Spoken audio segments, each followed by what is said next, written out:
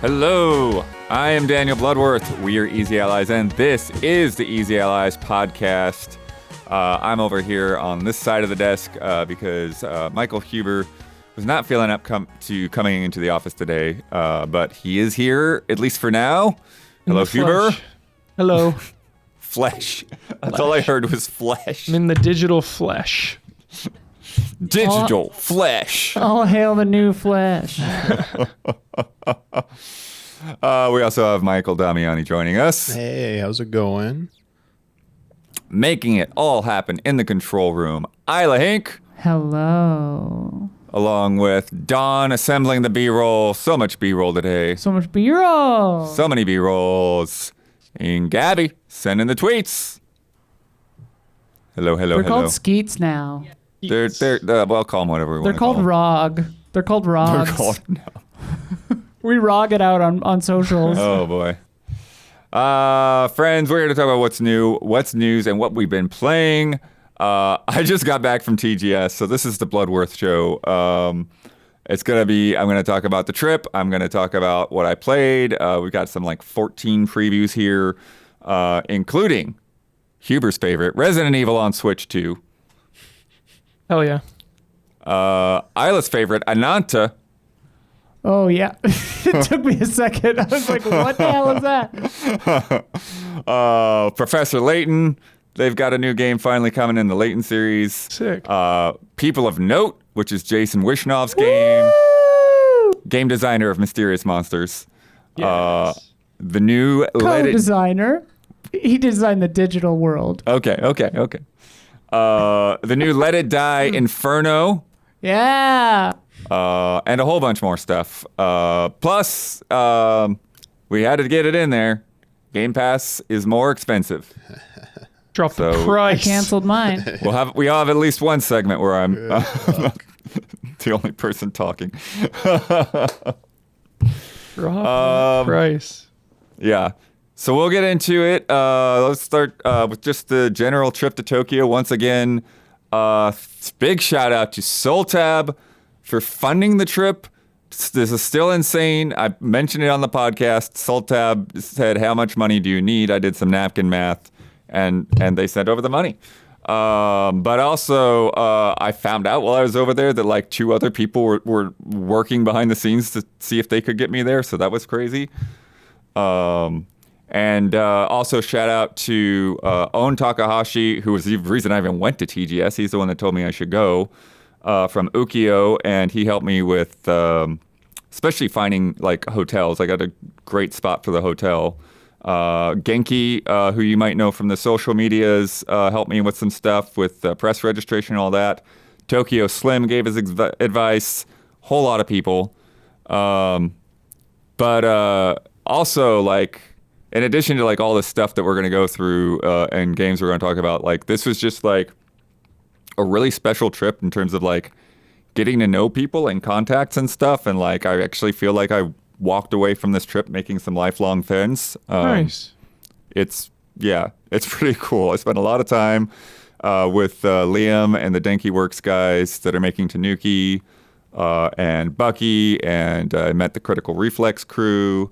And yeah, Owen, like I said before, was just there to talk to all the time. I mean, I'm still talking to Owen on Discord every day. Nice. But Bonds. yeah, it's absolute bonds. It really great show for that. And then a lot of other people that I saw around at various parties that I've seen in many shows this year, including Rebecca Valentine and Zach Gunnell and a whole bunch of people. But let's start off with these photos. So apologies to listeners because there's going to be a heavy photo section here. Photo down. But we got to do it. We got to show off the photos. Got to get the visuals of what it was like to be in Tokyo. So this is my little hotel room. Just what I need. Just there's a bed that's big enough for me to fit on, and a desk and a shower. All I need out of a hotel room. But the great thing about this was the location, because I basically walked out the door, took a left, went downstairs, got on the train, and got to the Makuhari Messe in 45 minutes. And then, because of where it was 10 minutes or so away from Akihabara, 15 minutes away from Shibuya. like just centrally located, so I could get around to stuff. Is that bed big enough, Blood? No, it actually was big enough. It was. Wow. Yeah, it was long enough. Nice. Now, if you see the next photo, this is what it looks like trying to brush my teeth. And then the next one is the shower. So definitely had to crouch down, get on my knees for the shower there. And then this is my mistake. I forgot that Japan doesn't have the ground plugs.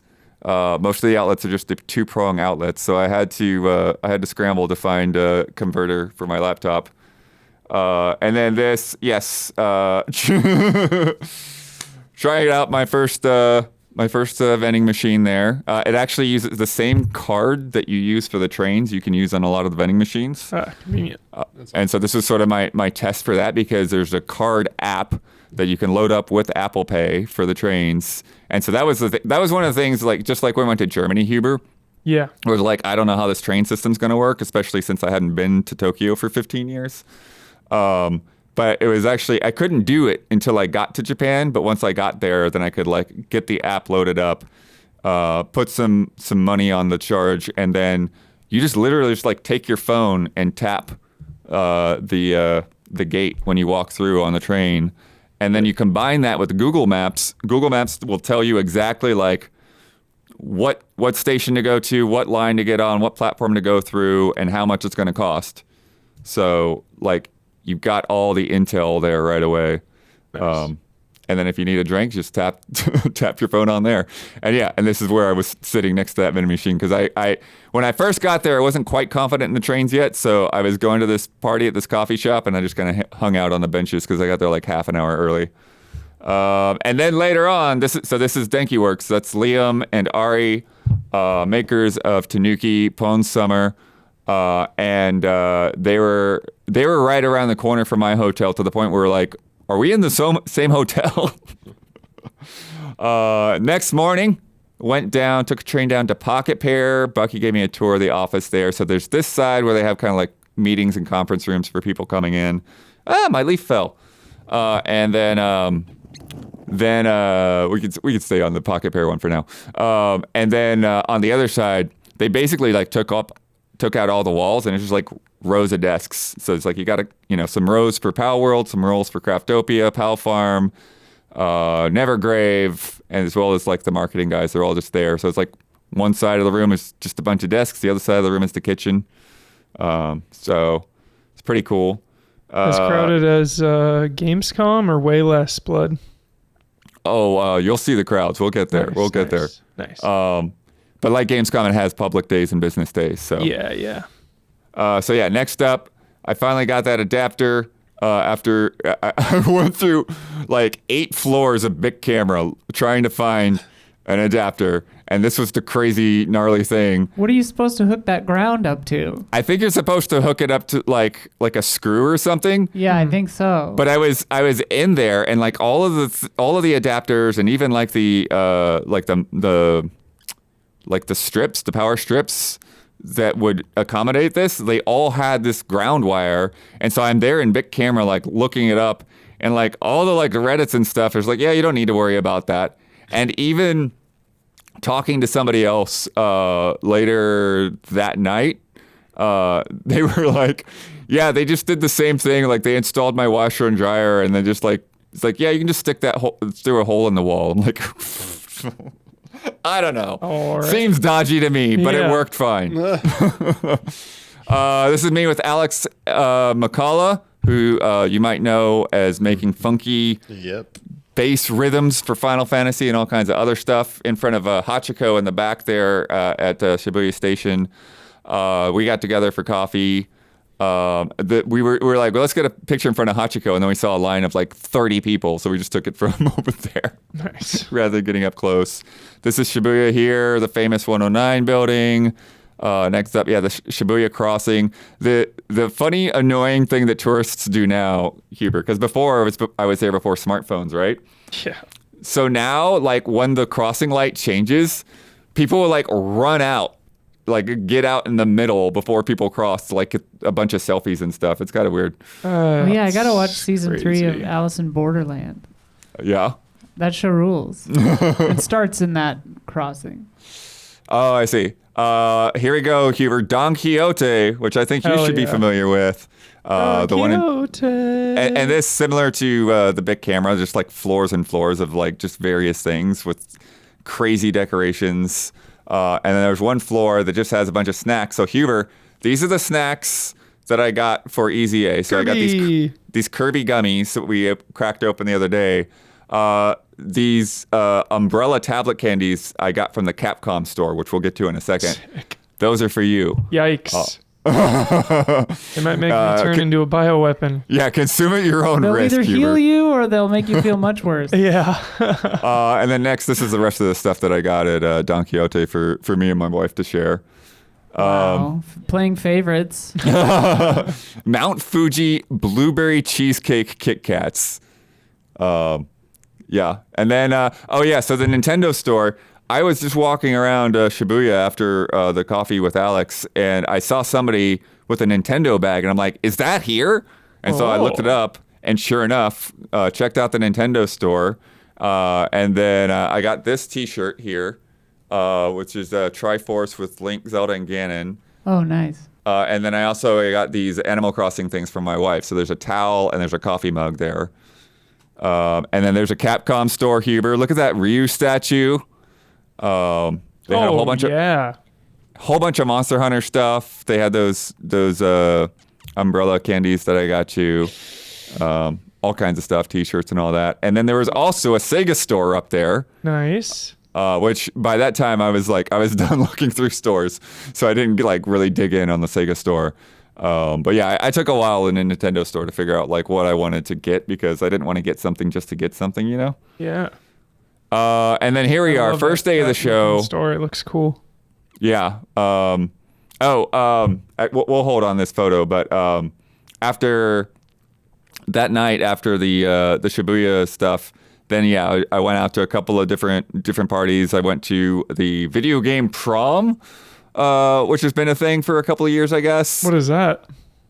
It's just a party. I guess in past years people had been more dressed up, but this year it felt like more of us found out about it last minute. And it was also like Y2K themed, so it wasn't as fancy. I guess the previous year, it was like full on like Back to the Future, Under the Sea, people with big old prom dresses and stuff. Nice. But we weren't the biggest fan of that venue. It was kind of loud, so we kind of bailed on video game prom and went and got some izakaya and ate, and then we went to another party that one of the guys at IGN's was putting on, which ended up being like the prom's after party as well. A lot of people migrated over there. But yeah, then first day of the show, they got this nice little TGS sign out front. I went and got my press registration. Which there, Huber, Japan is the land of business cards, and TGS especially, like you have to have business cards because American when you register, Psycho situation. When you register for press, you need to give them your registration confirmation number, and you need to give them 2 business cards. One of them they keep, the other one they put in your badge holder.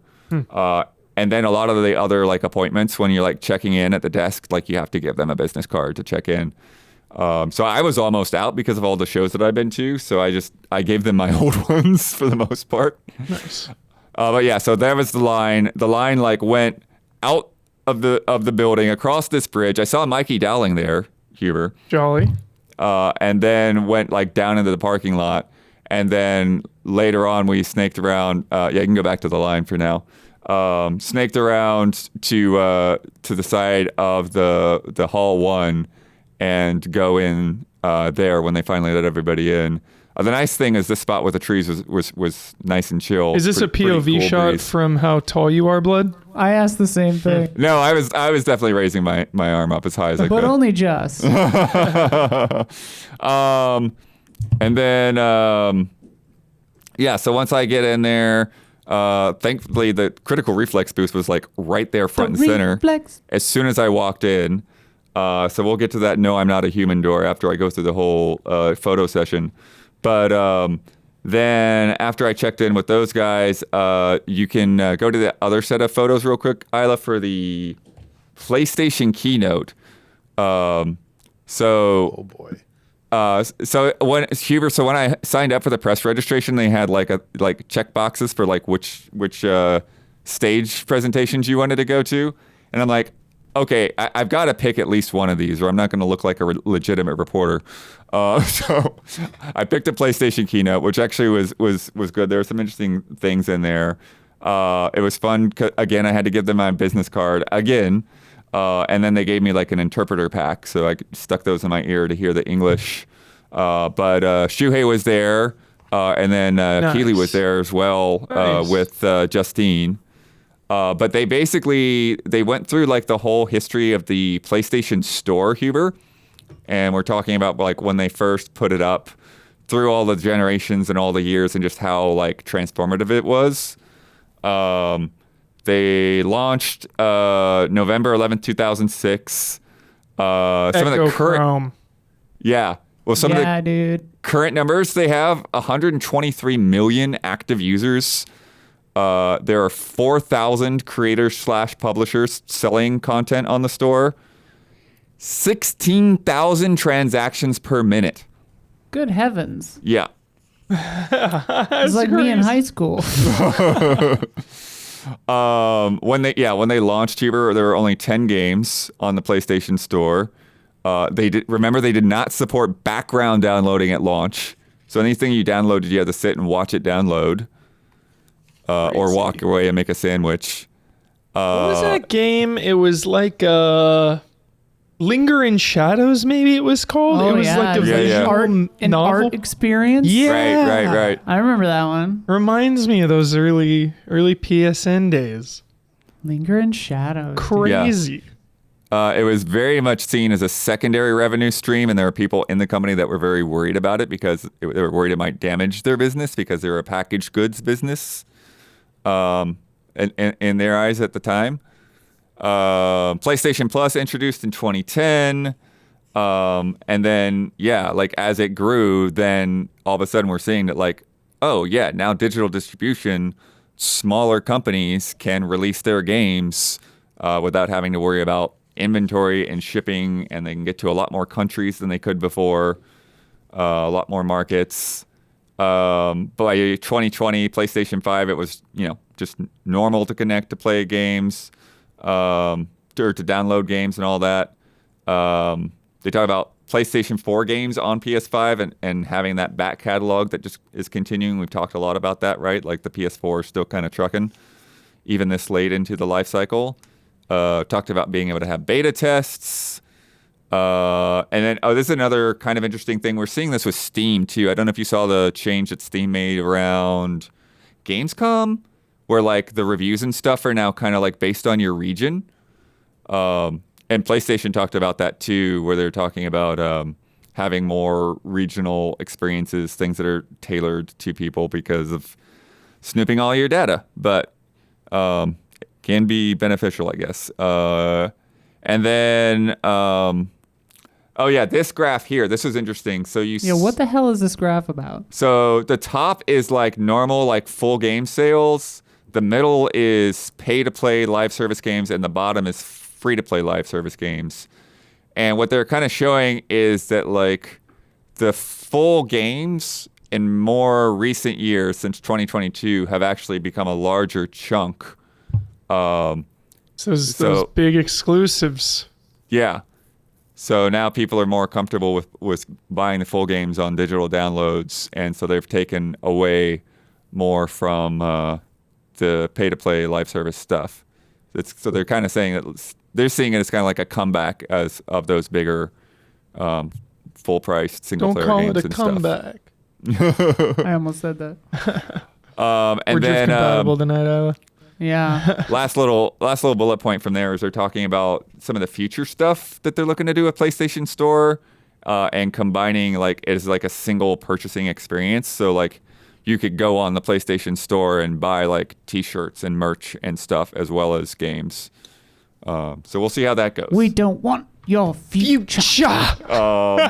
That'd be nice. And then oh wait, Blood, did they talk about PlayStation Home at all?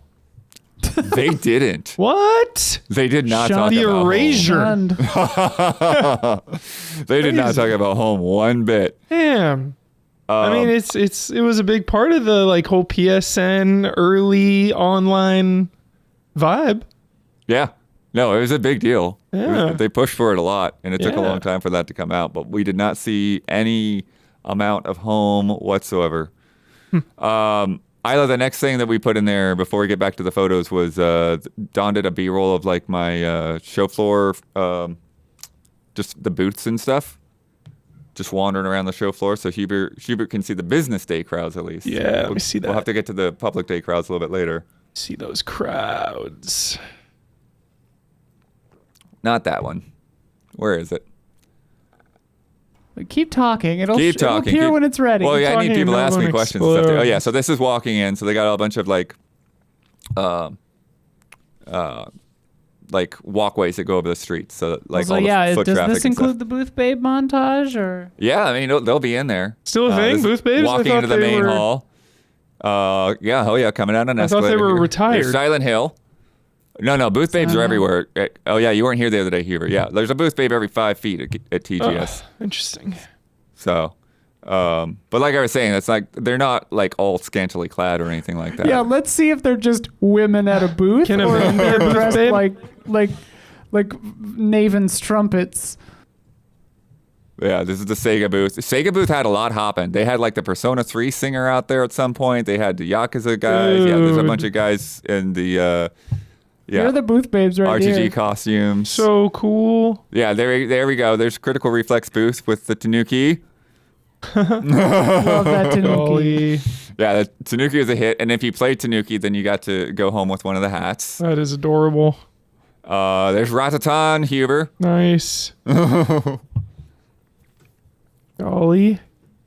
And then so the other thing I'm gonna do, because this is like a 8-minute clip, I'm gonna actually we won't play this whole thing. For Damiani, here's the Age of Calamity, or Age of, what is it? Age Imprisonment. of imprisonment. Yeah. I keep forgetting that too. Yeah, I heard this was playable there. There was a lot of footage that came out about it. That's pretty Yeah, cool. there's that the Neo 3 statue's crazy too. Wow. They let Koei Tecmo do a lot of that. But Any reused assets from Gamescom? Like in terms of statues booth and stuff, Yeah. that's a crazy thing, Huber. So I don't remember if I got footage of Capcom's. It's probably in here a little bit later. But so Capcom, remember they had that really cool setup with Raccoon Chocobo. City and Onimusha and all that. Yeah. Here, they didn't have that. They just had like a gigantic video wall playing the Resident Evil trailers. And then they had a Pragmata statue, like a life-size doll. But the funny thing was that I got footage of it, but I didn't get that close of a look. And I heard people later criticizing the quality of the Pragmata doll. It's like, oh, they could have made that better. So anyways, but we won't go through all of this show floor B-roll here. I'm gonna do a separate. I'll do like a voiceover tour of all of that that will go up for patrons. So I'll go through each shot and kind of talk over it. But yeah, there's Critical Reflex and there's that flicker again. But yeah, so we can get back to the photos. Valheim. Nice. Looks Yeah, we were on the very busy, but also very cozy. Yep. So we'll just hang on the rooftop for now. Because we'll just talk about that night a little bit. So I went to, after the first day, there's a sushi networking night. That was great. Like I said, a lot of people there. People from Fireshine and Dench Attack were there. Rebecca Valentine was there. And then, a whole lot of people that I was hanging out with as well. And then we went and got dinner. And then we went to, Owen took us to this rooftop bar. When you could just look out in every direction around Tokyo. It was really nice, very chill, Sick. Good temperature. And now we can go to day 2. Mecha break. They had this mech walking around, and then they had the insane. girls on Looks stage. huge. Yeah. It was actually pretty big. I think probably 7 to 8 feet tall, something like that. And then what do we got next? Oh yeah, Princess of the Water Lilies. I'll talk about this in a little bit. Great but stickers. yeah. Oh yeah, we had that coloring book too. We had all kinds of stuff from them. And then this is later that night. This was at Bucky's party it was Pocket Pair and New Blood had a party, and I met Genki, who you might know from online. They share a lot of news bits and quotes on Twitter and Blue Sky, so it was cool to finally meet him in person.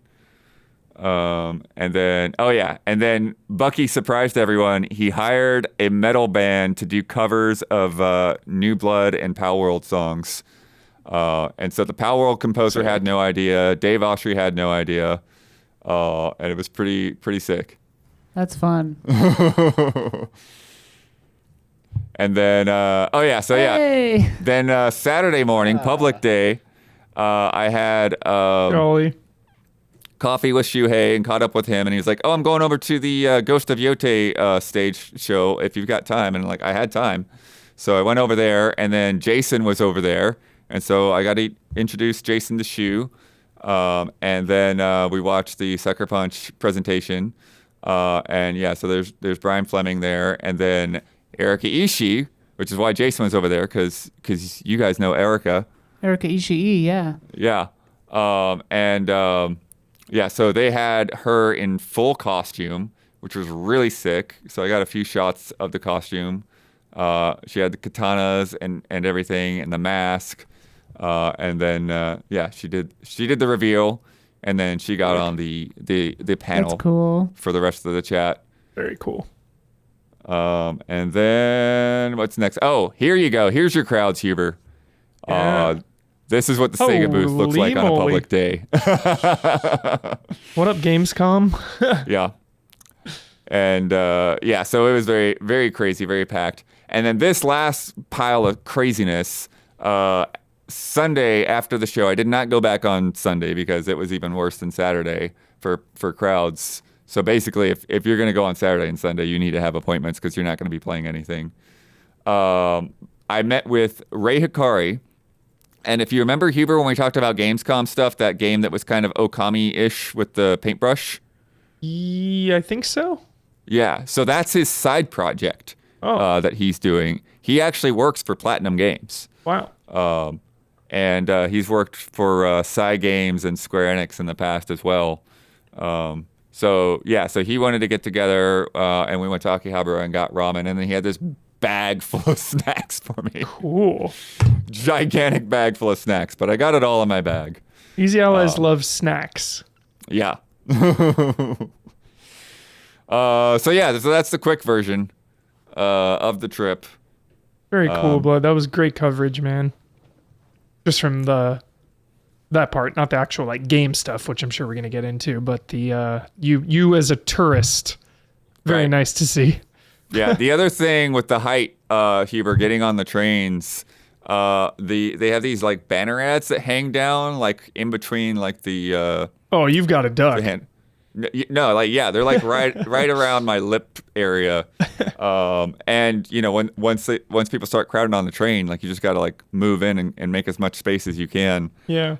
And there would be several times where I'm just like dodging these banners, or I'd be like right next to one, and like the air conditioner would be like flapping it like into my face. So one might say you had a real banner saga. Maybe. The other funny little train detail, the stop to like Tokyo Disney was like between my hotel and the Makuhari Messe. And so when we would get to that stop, the chime would be like the Aladdin theme. It was the whole new world.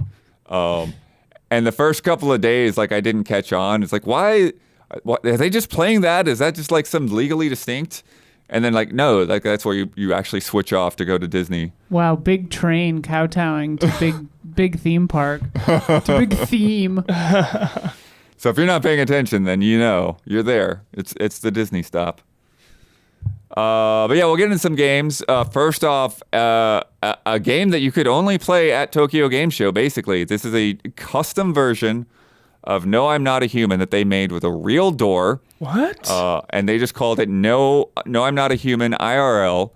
And this was really cool, Huber. I put up the whole gameplay clip if you want to Bro. just watch it by itself on the YouTube channel. But so they've got a real door here, and you've got to do like a couple of like prompts and stuff on a touchscreen. Oh, dude. Yeah, and so then they tell you, it's like, okay, you're going to get 4 guests. Some may be human, some may be visitors, and then they knock, and then you've got 8 energy to spend across all 4 to determine whether they're human or visitor. Yeah, and so the guest arrives, Huber, and then you look through the peephole to see who it is. And then you've got to start doing your tests, right? Ooh. And so you could check their eyes and their teeth and their hands. And then kind of like once you've gotten an idea of like, okay, I know what I'm going to do with them, then Huber, you open the door. Oh, shit. And then they are like full size. Here we go. We're gonna get here in a second. They're full on. Like the size of the door is the size of the screen behind it. So they're like life size, staring at you. And then there's like a countdown. Dude. And if you wait, then you get confetti and you let them in. And then you could skip ahead a little bit to where the next guest is. And then if you think it's a visitor, then you take the light gun and blast them. Dude. That is insane. What? Yeah, it was so fun. Pull out and the just like light gun. the mechanics of opening the door, Huber, and they got the sound effects so that like when you shut the door, you got the like satisfying like thump. Yeah, it was really Man, cool. Japan is the coolest light gun shit always. Like they have like full on interactive like Resident Evil light gun games and stuff. Like, dude, so cool. Yeah. But yeah, I talked to the guy that had done this version, and then they even threw me off because the last guy on my run, Huber, was the guy that like is a visitor, like canonically, right? Like he comes up to you in the real game. Yeah, so and you he's had like, prior knowledge. Yeah, so I thought like, well, this guy's definitely a visitor, so I blasted him, but I was wrong. He ended up being a human. Oh, that's great. They changed that. That's so cool. So that was really fun. And now next up, Tiny Metal 2, which is Tiny Metal. That sounds so familiar. Yeah, have you played Tiny Metal? Because I was not really familiar with it. That sounds so familiar. It is basically I did play this game. 100%. Yeah, it is like Advance Wars, basically. Yeah, I played this on Switch. Oh, you played it on Switch. Cool. Yep. The first one. But yeah, the first party I went to was James Mielke's party, who listeners might know from I believe 1UP back in the day. Yeah. So he's like got a million projects going on. So one of the things he was doing was he was helping out the people making this game at TGS. And so he had a nice chill party in a coffee shop. There was maybe like 12 to 15 people there. But I met some people. I met one guy there that like I've known online forever. He goes by Cheesemeister, and he works for Sega. But like I've never met that dude in real life because he lives in Japan. And then I met a PC gamer guy there as well. Nice. But in terms of the game though, kind of what you would expect out of like an Advance Wars type of game, except it seems to be made to be like you're playing like a 2-player cooperative. Like, so that's interesting that like you work with another person to like move your armies into position. Yeah. There is even there's a function called focus fire to where it's like basically you don't attack right away. You kind of move one unit into position and ready them up. And then when you move the second unit into position, you can have them both fire at the same time. So you don't get that, you can actually like wipe out the unit rather than having that back and forth that you tend to get from Advance Wars, where it's like, okay, you damaged them, but you lost some of your troops. Yeah. And then they had helicopters and jets in there. And then I think one of the things that's new is that they've got the watercraft. So they have a bunch of different ships and stuff as well. Water hype. And then Yeah, it looks like it looks blood. It looks like it was built from the ground up to support couch co-op and online co-op. nice. Yeah.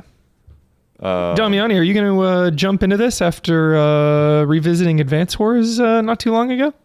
I think I was overwhelmed by Advanced Wars. Oh, okay. I remember when we talked about it, I said like, Yeah. like I definitely like Fire Emblem is definitely more my wheelhouse. These games were a little. I turned them down to like the lowest casual mode, and I was still struggling with them. Like they're very complex. Yeah. Like, Co-op, Online- I feel like, could alleviate some of that pressure. That could be really cool. which could. Co-op in the Tiny Metals too. If you have like someone calling out stuff, I think it was more like Oh, you that have to could be like get into interesting. a vehicle, then you can like drive it, and then like vehicles could carry stuff, like, and then certain vehicles carry other vehicles. Like there's a whole rule to a lot of the thing. There's a lot of rules to learn, and it got very overwhelming, and the maps can get very complicated. And I was like, I'm okay with the units just being units, and they have like sword beats axe, axe beats lance, lance beats sword. I was like, I can handle that in Fire Emblem. Yeah, so the online co-op supports up to 8 players, which is crazy. Oh, I'm curious how that actually works. I just did a single player demo basically. yeah. But yeah, what else? 18 commanders, which you might, remember, like they have like their special moves and stuff like that. Yeah. And then 100 plus maps. So there's a lot of content there. And then it's coming 2026, coming to Steam. Other platforms are still TBA. And then yeah, so Tiny Metal too. It's a fun little guy. I was not expecting, but I stopped by there. Next up, Professor Layton and the New World of here we go. Steam. Fuck yeah. Yeah, Ready for this. I really, I didn't play all the Layton games, but when it There's first so came many. out, Yeah. when it first came out on DS or whatever, it was, That's when I really played it. I played the first Oh, two. these are 3D now. yeah. So it's 3D graphics. It's like really well realized cutscenes. Wow. Dude, I really want to love these, but the only one I played was the one where you were like, I got a preview code for the one where you're his daughter or whatever. Oh, I heard that one was And that not. one was received not very well. good. Yeah. And so I'm like, yeah, I want to try this one. Yeah, it looks Yeah. sick. They They're so definitely cozy. like you can see like this is the same cutscenes that I saw in the demo. They're just kind of like jumping between This them. old lady with the robotic legs is everything. Oh my god. And Luke's older. Luke's got like this walker, kind of a Final Fantasy VI style walker. Oh yeah, you got this baggage robot, which is pretty cute. And there's like little overworld maps so you can navigate around. But then yeah, even when you get in there, like you talk to people and stuff. But the whole thing, because it's built for Switch 2, the whole thing is built around mouse controls. And one of my takeaways was not even about the game. It was that they had this cool freaking mouse shell for the Joy-Con to make it more comfortable. Nice. Um, This is And the so it was- 10th one, Bloodworth. the 10th? Yeah. Crazy. Counting spin-offs and stuff, this is the 10th. Nice. Ease. But yeah, so this mouse like shell that the Joy-Con was in, it just had like a little bit carved out of like the top left so that you could still hit the buttons, the face buttons on the Joy-Con. But otherwise it was like an actual like normal mouse. Cool. So I was like imagining what one of those would be like, and they actually had one at the Layton booth. And then the funny thing with this one too, Huber, is that I thought that there was options for English and Japanese, but when they walked me up to the demo, it was just in Japanese. So I had to figure out these puzzles in Japanese. That and seems then when impossible. I finished. Then when I finished the demo, then it's like the option popped up and it's like, do you want to play in English or Japanese? Oh, of course. Of course. So I played the whole thing again in English, so I actually understood what was happening in the story and all that. Yeah. Well, this seems like a really cool step for the series. Full Yeah. 3D action. I mean, that's cool. Yeah, to Isla's point, like I think we need to see more of the puzzles to see how they go because like the opening puzzles were just like very basic. It's like, oh, find a character that looks kind of like Luke, in this crowd. And then the second one was like, oh, there's something up with the statue. What is it? And like if you click on the statue, then like his eyes open up and it turns out it's not actually a statue. It's just a guy pretending to be a statue. And then the third one was one of the get across the river puzzles. So you had to like get a bunch of gears across the river and keep them all like stacked up from like smallest to biggest. So fairly simple stuff to start out, but it's also like the very beginning intro of the game. So we'll have to see where it goes. And there's only so much you can expect out of a show floor demo anyways. Cool. The town is called Steam Bison. Whoa. By the way. Steam Bison? Right. And then where are we at? Oh yeah, now we've got so then the My Hero Academia All's Justice, the new one there from Bandai Namco. This one here, you know how I was trying to avoid having you hike over to the hotel at Gamescom? Yeah. I had to hike over to the hotel for Bandai Namco. Like had to figure out how to get out of the convention center and get over there. And it's probably about 15, 20 minutes to get myself over there. You watch this anime, Damiani? You watch My Hero? I watched like season 1. Me too. Is it over or is it? I don't know. No. They have one more season. Oh, They're okay. like in the middle of the closing arc right now. Okay, I know that. I gotta this one finish wasn't going this on and for long. Demon Slayer. I gotta do Yeah. it. Yeah. Demon Slayer's not done yet either, right? Yeah. Or is the movie the end? I think the movie's the end. Is the movie the end? Okay. Is it? I Or thought there's there was one still more to more. go. I- There's some I'm not movies where the like the expert. first 2 or 3 episodes of each new season just turn into a movie. Anyways, so we got a few like standalone clips here. So that's why you just saw this thing repeating, because there were like a couple of like very quick special move clips, and then we'll get into the trailer that shows a little bit more. But it was once I got over there though, Huber, I was actually pretty cool because some of the team was over there to kind of walk us through it. I was in like a shared session though, so it was like I didn't get super deep in the mechanics because we were like passing the controller back and forth. That's but, tough. Yeah. But their whole thing here was like with the kind of like team up missions, like being able to like swap back and forth between characters. And they've also got like a whole bunch of like original scenarios and stuff where it's like they kind of play with it by doing like VR missions. So you can like as you progress through the story, you can also like use VR missions to kind of go back and like replay key moments from the show. Mm-hmm. And then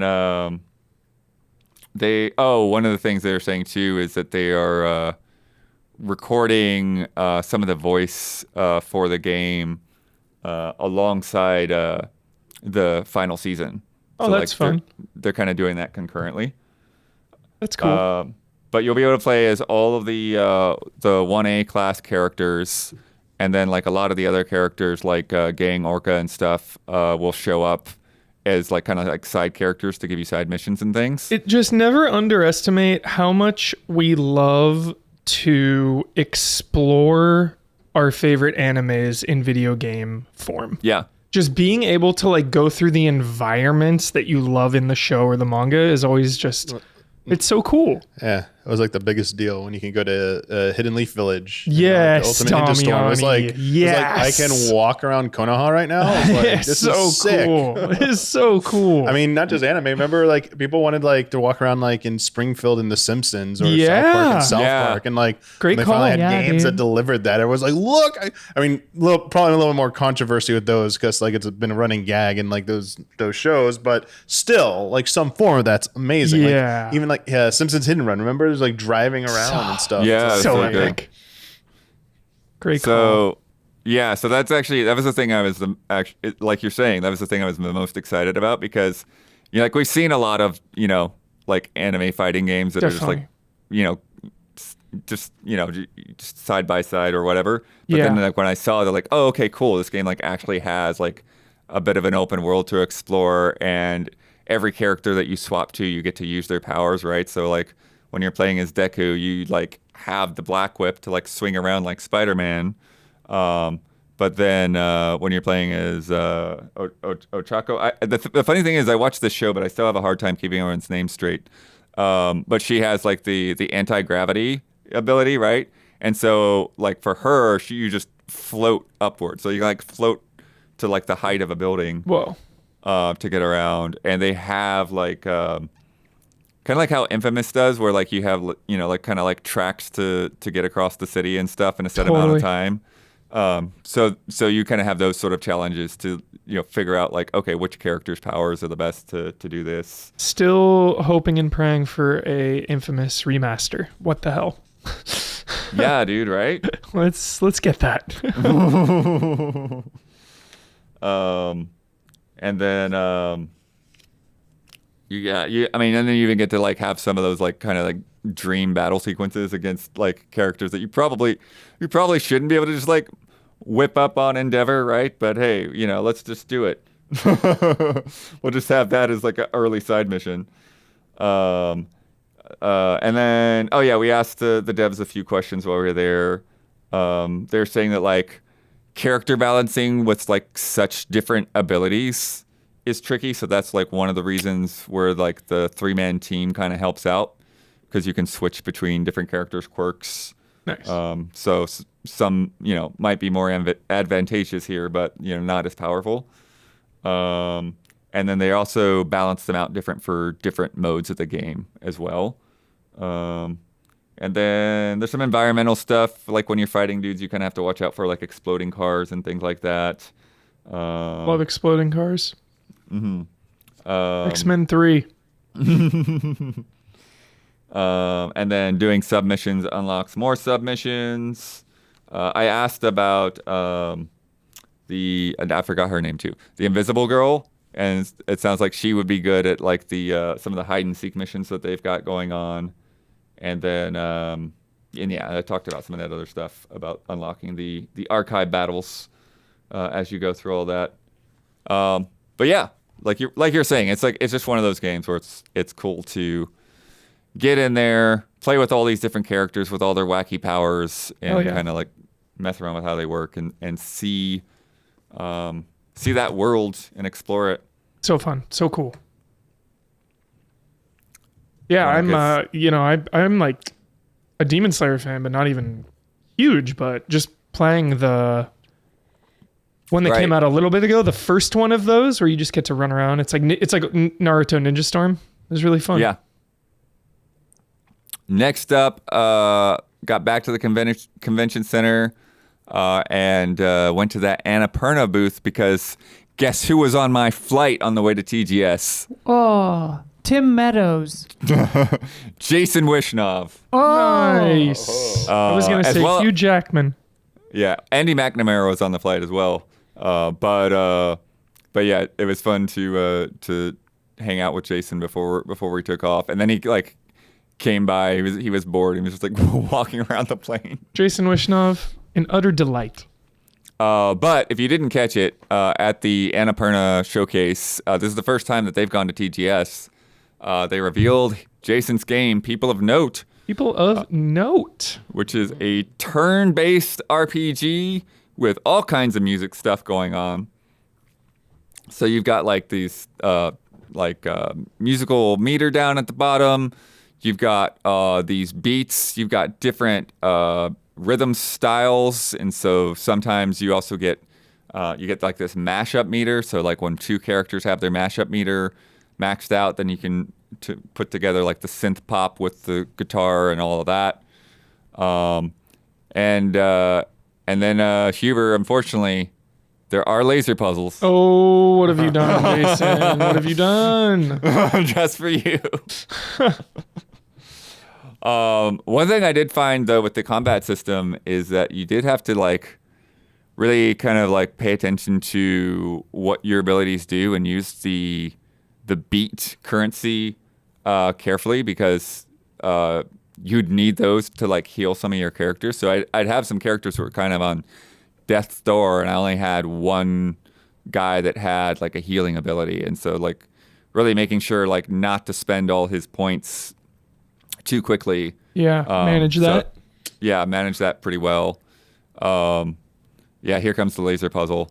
Yeah, and everyone's got cutesy little musical names like Fret and Cadence and Quincy was the one. Quincy. It was like frequency. Quincy.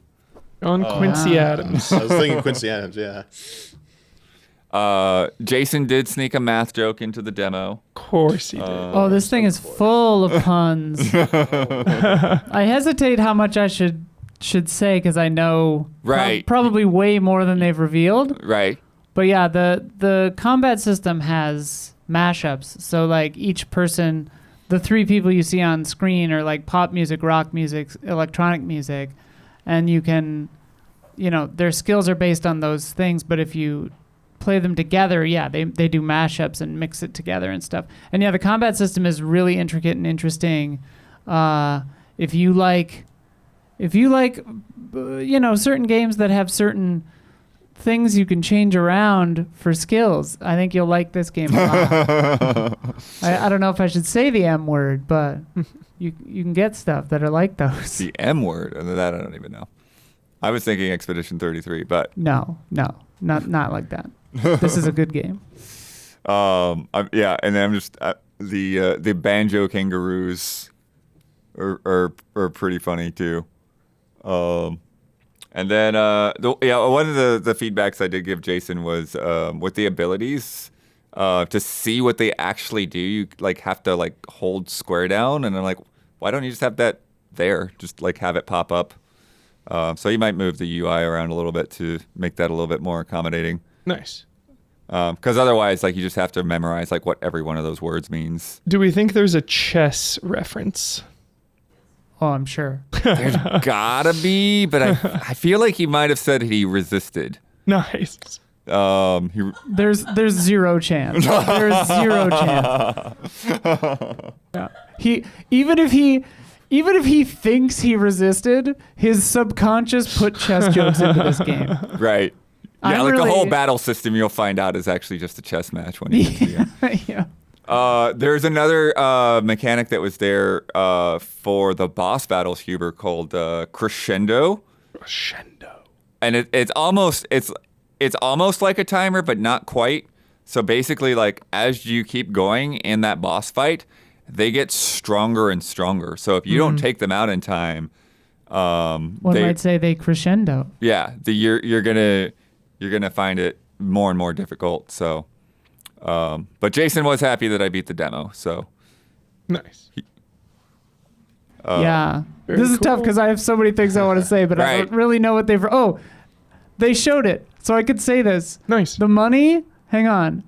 Look at this. The money is called Groove. Mm-hmm. That was me. That was my idea. Nice. Cool. Yeah. For reasons that I won't spoil, but it's fun. That's cool. Gabby helped out too. We all helped out. We were helping with mocap stuff. We were doing all kinds of stuff. Yeah, I will say the one bummer about a show floor demo for this in particular was it's very much about getting into the weeds of the mechanics, and so there was not a whole lot of time to like get to know the characters or like really get into like a super intense musical scene or anything like that. So, but definitely more to look out for. But yeah, moving these laser puzzles, it was a little bit of a head scratcher even for me. Yeah, that looks intense. Especially with Jason over my shoulder. But yeah, next up in Annapurna's booth is Demi and the Fractured Dream, which is the first game from this team. And Damiani, I think you might be into this one. There's definitely like Wind Waker inspiration in this game.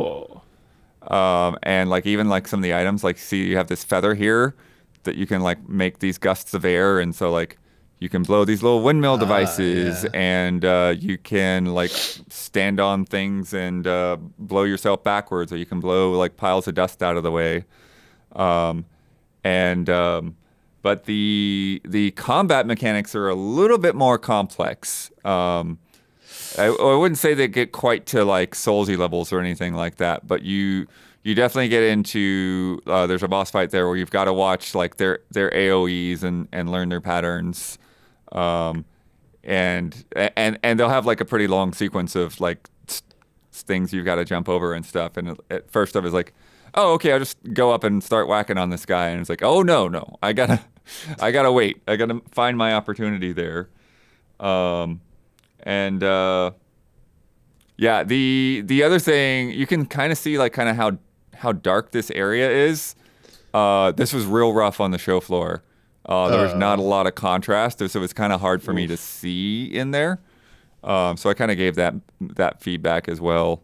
So maybe they'll, and it may just be like this particular area, but it's just like a lot of dark grays and browns and stuff like that, and like even the purples. Somber tapestries blended together when you've got the lights bearing down on you.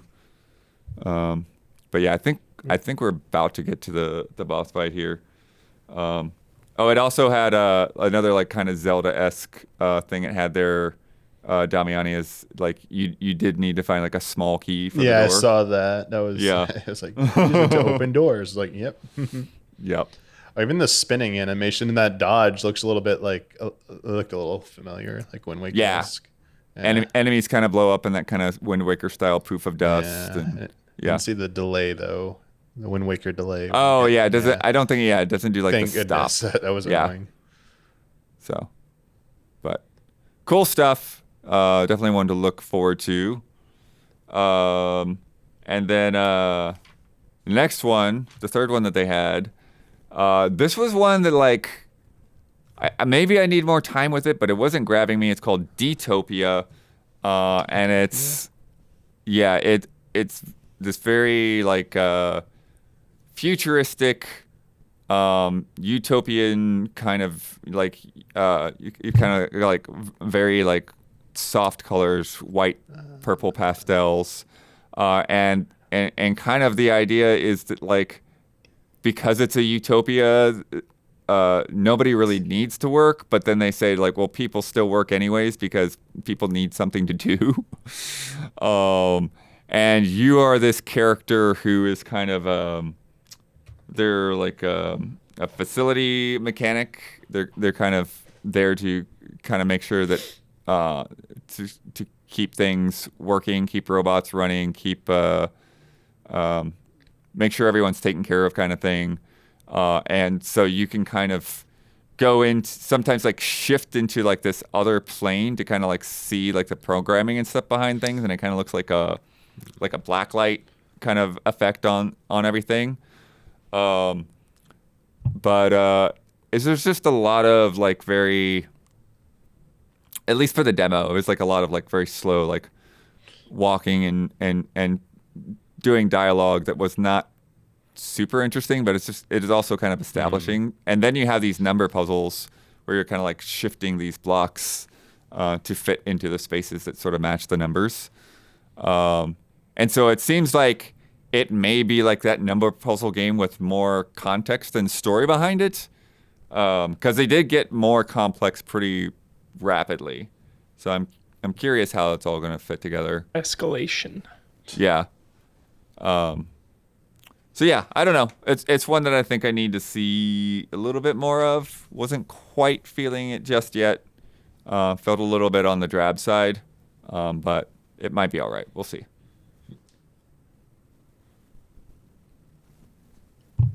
We've got more to come. But if you've been enjoying the show so far, please take a second to like and subscribe.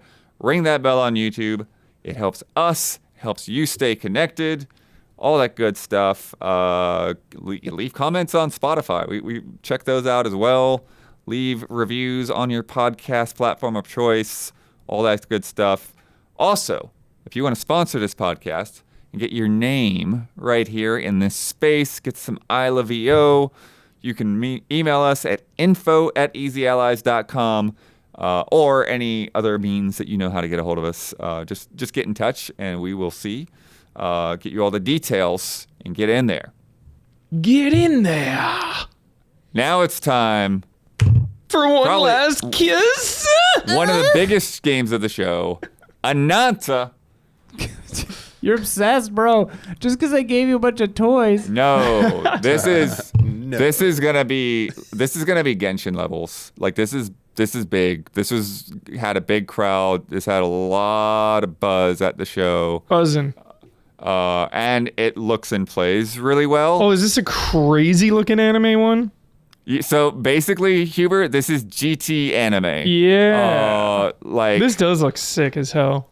yeah. GT anime is pretty good. GTA, that is good. That is good. And Trademark Easy Allies. Trademark. Yeah. one of the one of the things that was funny, there's a social media clip going around where they basically like compared all of these things because it's just like a mashup of all of these different open world games. Yeah, it It's looks like fucking Batman Arkham Combat here. well, you know, it's like this combat is like Venom, right? Spider-Man, yeah. Yeah, and then you've got the like sleeping dogs kind of stuff where like you're like smashing guys into the environment. When you're going around the city, like you're swinging like Spider-Man. There's some shots that you're probably going to see in this story mission a bit later that are very Uncharted-like, where like there's this big truck coming at you, and then you like take the venom arms or whatever, the tentacles, and like pull some other cars into the truck so that the truck goes over you and doesn't run you over. But there's like a whole like crazy chase sequence where like you're getting chased by all these cars. Oh yeah. When she comes up, you hop into her car and then you're shooting behind you, just blasting guy after guy. And all of this like wild stuff just keeps happening where like the car will get smashed off of one freeway, but then you'll just keep going and you'll be chased by some other guys. And it just goes and goes and goes. GTA anime. Yeah. And then what else? Oh, there's like one shot that's in the gameplay trailer that was like straight out of Watch Dogs, where like they're walking towards the camera and they like click a remote and like the ads on the buildings go dark and get kind of taken over. Shout out to Watch Dogs 2. Yeah, man. Yeah, so this is the chase scene here. But like in addition to it like looking really good and having like this nice style where it's kind of like blending kind of like an almost realistic tone with the anime character models. Like it feels good to play. Like that combat feels really nice. Cause like you've got like your R1 is attack, but then your L1 is to like block and counter, right? And when you do that, like you get like a lot of nice flashy counters and like just grabbing guys and pulling them around. And then you've got 7 playable characters, Huber. Wow. And you swap between them in the open world, very GTA style. So like you've got like this circle of characters, and then when you swap to them, then you go to like wherever or whatever they're doing on the map. Yeah. I guess the only concern would be just the free-to-play nature and the monetization. But, you know, people swear by Genshin if it kind of copies that format. Is it free to play? Did you see that? Yeah, free-to-play. Yeah. Okay. That makes sense, though. Yeah. Yeah. I was checking if they were literally accused of copying animations or just inspired by Oh, yeah. Spider-Man and stuff, GTA and stuff. It says they won't use gacha mechanics, and you can earn people by playing the game, and then monetization is mostly cosmetic. So that's a good makes sense. sign. Yeah. Yeah. These characters are ripe for that. Yeah. Yeah, really good sign. Yeah, here's the truck, Huber. Crazy, dude. Terminator over here. But so it's interesting. So her name I think is Likaya, something like that, and Nice. she's a cop, And a werewolf. Car is fine. But when you switch to her, like she actually has cop mechanics, Huber. Like you could stop people and like interrogate them and like check their IDs and like put your hands up, get on the ground, like give them all these commands, and then like if their ID's expired or something, you can actually write them a ticket. So there's that going on, and then the other girl, I think her name is Taffy. She's got like this little like bunny bike, like this because she's got bunny ears and stuff going as well. Course, yes. But she can just pull out this little scooter to zip around on whenever, in addition to be able to pick up your cars. And you summon the cars just like in Cyberpunk, right? Like you open an app and like bring my car over here. Yeah.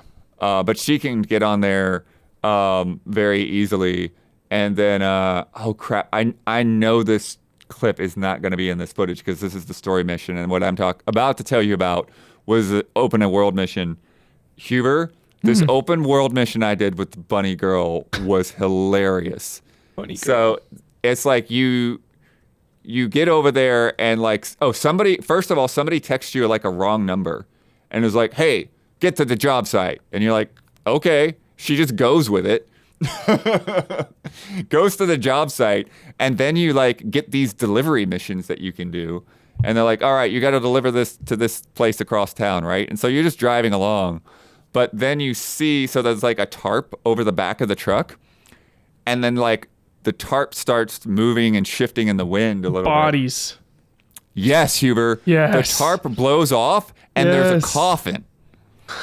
And then the coffin starts shaking. Whoa. And then this vampire Dude, what? pops out of the coffin, and while you're driving around, the vampire is literally puking rainbows. Is it in the daytime? No, it's at night. Okay. And then you get to the delivery, and you're delivering the vampire to a bunch of vampire hunters. And they're like, oh, it looks like you already defeated him. Like, what did you do? And it's just like, you were just driving erratically. That's all you could do. Very You made funny. him puke rainbows. That's funny. Looks pretty wild. Looks pretty ambitious. Yeah. It's really worth watching Yeah. the gameplay trailer as well, because that's the other thing that's crazy is like they have full on like all kinds of different genres of pop music and stuff, and again, like GTA, like you can switch radio stations when you're driving around, and that stuff, like, yeah, it sounds like stuff that you would hear on the radio. Like it's pretty freaking good. Awesome. And so it just got a lot of style and a lot of attitude and honestly a lot of confidence. Like I didn't feel like I was seeing like a bunch of buggy weirdness or anything like that. This is probably one of the like better things that I've seen coming out of NetEase. Wow. So Definitely one to watch. Definitely one to watch for sure. Cool. And again, it was like it had a lot of buzz there. Cool. And as Isla said, they were giving out a lot of stuff, but that was TGS. Like people were giving out stuff left and right at TGS. It's like you had to like be very focused to not be picking something up like when you walk by any booth. It's cool. It's a brand new IP, also not like a established Yeah. thing. Next up, SpongeBob. SpongeBob. This is one that we could have played at Gamescom or at PAX probably even, but I hadn't got to play yet. They're actually going to have a demo for Steam Next Fest, which is probably going to be the same demo. Fun little bit is that since I was at TGS, I was playing with the Japanese voices. So hearing all these characters, SpongeBob in with their Japanese. voices. That sounds interesting. Yeah. But pretty much what you would expect. Some just nice 3D platforming. You've got the Flying Dutchman and King Neptune kind of having it out for each other. You do this little tutorial mission in the Krusty Krab where I think you're just like looking for ingredients to make a burger. And the King Neptune like cuts in line in front of the Flying Dutchman, and then they get in a fight, and then there's like this mushroom cloud, and it cuts to Patrick, and then you do some platforming and try to catch up and figure out what's going on with Patrick. But you can Patrick can like burrow into the ground and pop up at places, but also where there's like concrete like that, where there's roads, you can't burrow, only when there's sand. And then he can pull out like a little glider to ride updrafts. And yeah, just kind of working your way around. He looks alarming naked from the back. Yeah. Yeah, they went full on with that. I think that's like a pre-order skin or something too. Like he wasn't naked when I played, but for some reason they're showing him all Funny. naked. Oh yeah, I literally know nothing, less than nothing about SpongeBob. I just know the last one was pretty well received. The remaster, Bikini Bottom. Yeah. Yeah. So- No, they had another one in between, right? They had another game after Bikini Bottom. Oh, okay. And I think this is the third one. Nice. But Yeah, they Titans seem of like the really Tide. fun platformers. Yeah.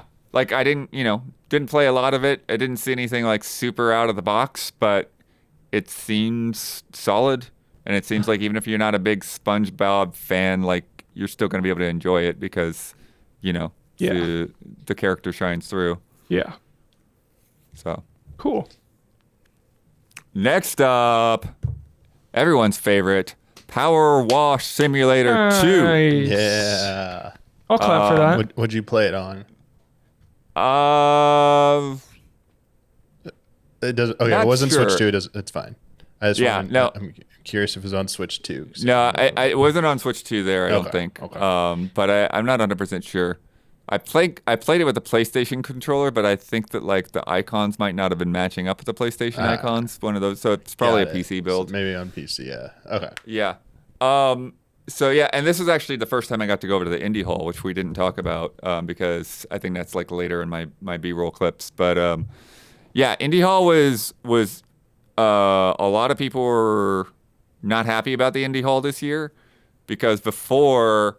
So the way it's set up, so the Makari Messe, like you've got the main halls, which used to be like when we went back in the day with game trailers, that used to be like the only place where Tokyo Game Show was. And so you'd have like basically like 3 big buildings with like, each of them had like 3 quote unquote halls, like 1, 2, 3, 4, 5, 6, 7, 8. And then you'd have to like leave that building and kind of like walk across the street to where the indie halls are.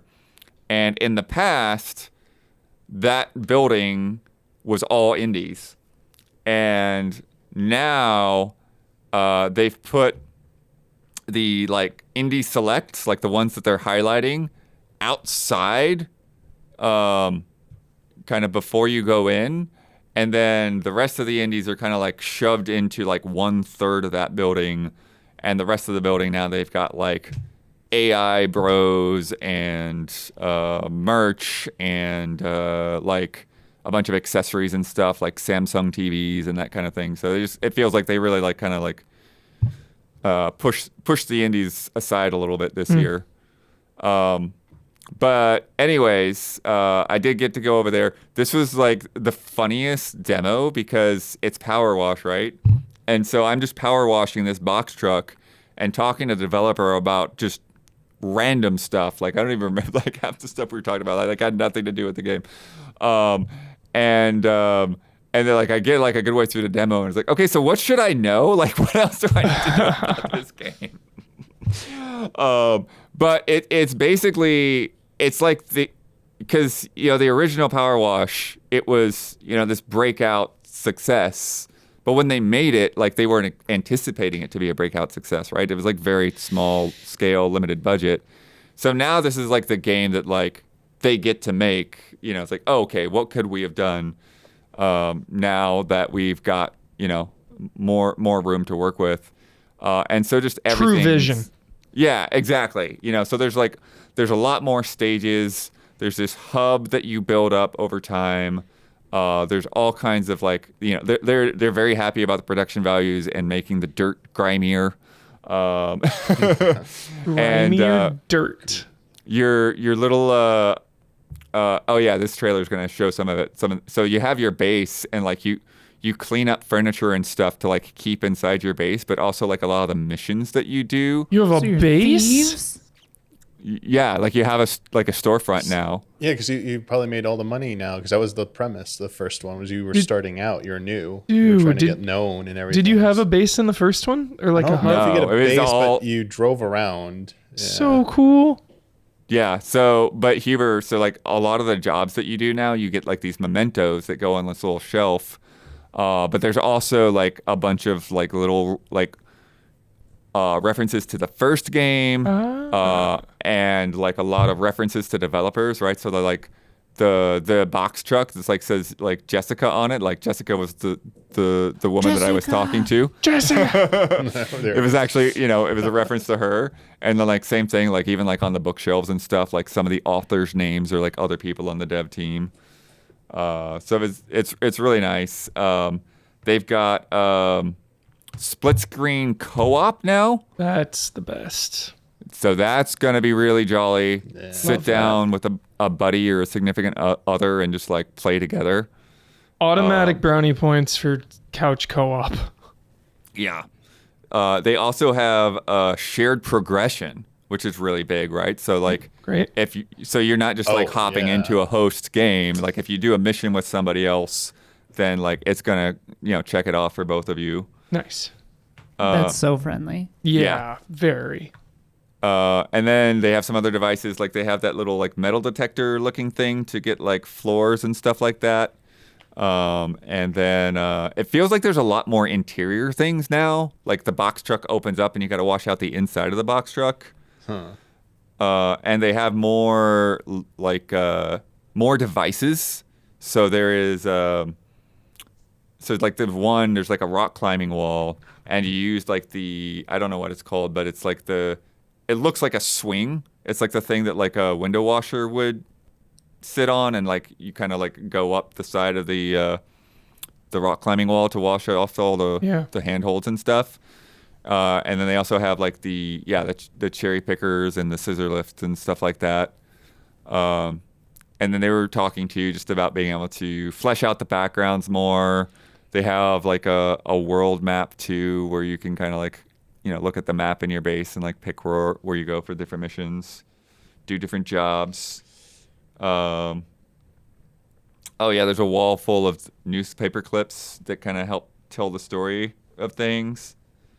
And then looking like an improvement. Yeah, there's a lot of just fun little things going. Oh yeah, they're talking about like because of like when they made the first game, there's like a lot of technical limitations that now like they don't have to worry about because they've got that stuff cleared up. Saying no tech limitations on Switch too. That's a good sign. Oh, Huber, there is a one of the missions that she told me about. I don't know if it's in here or not, but there's like a shooting gallery in there, so that should be fun. Oh, okay. Like those old carnival games where you have to shoot the water in the bullseye or whatever. Well, I think you're actually cleaning up the shooting gallery. Okay, right? cool. Yeah. So good stuff. And then while I was over in the indie area, I stopped by the Polish booth. That's the thing too. Yeah, I saw one of my 11-bit friends. I was gonna say, saw your old buddies. Well, it was funny because like I had made a list of people that I knew was going to be there and like who I like wanted to check in with, and like no joke, like I got through my list without like really having to try that hard. And the only one I really missed was Jaboabs, because Jaboabs and their crew got sick, and so they weren't on the floor very much. But Gabriella from 11-bit, it was when I was coming back from Bandai Namco and trying to figure out how to get back into the convention center, because in the morning we went through the big line, but then I went to the entrance where we had gone in the morning. It's like, wait, I can't go in this way. How do I get in now? And then I had turned around to try to figure out how to get back in. And then Gabriella was in another line, and she was trying to find the indie area. So it was funny because she showed me how to get back into the main hall, and I showed her where the indie area was. Funny. But anyway, but at the Polish booth, there was also Maciek from Starward Industries, the guys working on Into the Fire. Into the fire. So I got to catch up with Cast it him. into the fire. Cast it into the fire. No. And yeah, they were looking for partners to help them with Japanese and Asian publishing. And he gave me a pin. I've got an Into the Fire pin now.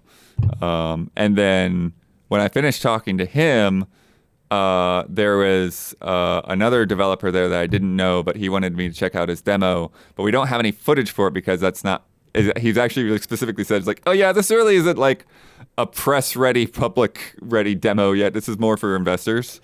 So he's put out some trailers and stuff already, but he's kind of not happy with how it looks in those games, or in those trailers. But it is called like Ecumene Aztec. And you actually like, yeah, it's been compared to like an Assassin's Creed and like an Aztec setting. And so he's working with some like consultants in Mexico and stuff to try to make sure he's got all the details and stuff right. And the other thing was his setup was a little tricky too. So it's like I'm getting just like basically the overview of this game because like mouse and keyboard might not be the ideal way to play, and then the specific mouse and keyboard were not the best. But you play as this Aztec guy who he'd done something wrong or whatever, and like the punishment was like that his son ended up being sacrificed to this god. And then you like start the game like bound with your hands behind your back, and escaping and like running down the city streets and like trying to get away. And then after that, it becomes kind of more like it's like kind of like mix of like combat and stealth. So you're like trying to get through these areas and sneak up on guards and stuff and knock them out. And then I think, you know, it's around the time that like the conquistadors and stuff are coming too. So you've got to deal with them eventually. Apocalypto. Yeah. So there's conceptually it's interesting. Needs more time in the oven. Sounds like he might have a public demo coming up in a couple of months. So can maybe check it out then. But if it intrigues you, Ecumene Aztec. Keep an eye out. Nice. The next one, I'd been meaning to get over to this booth, Red Dunes Games, newer publisher. I think they're partnered up or associated with Acquire somehow, because they were sharing a booth. But these guys are out of Abu Dhabi. And I played one. I only got to play one of their games, but it was very, very cute. It's called Princess of the Water Lilies, and Princess is this adorable little cat that's based on one of the developers' cats. This looks cool. And yeah, it's a hand-drawn 2D platformer. Nothing like crazy out of the box, but just very chill and gorgeous artwork. The cat is too calm. I actually, it needs to be like moving more crazy. Yep, I actually did. Gotta be more accurate. Because after you played, they gave a feedback form, and like I literally told them something along those lines. It's like the cat's animations feel too slow, or you know, something like that. Oh, like yes. Just frolicking. I'm like, okay, sure. The Chill music cat. the music though is really nice. And you see when you pick up those like little yellow orbs or fireflies or whatever they are, Fireflies. those also kind of have like a musical, they sound kind of like chimes or something. So if you pick them up in a row, you kind of get like a scale kind of an effect to picking them up, which is really, again, just kind of like one of those like tickle your ears kind of moments.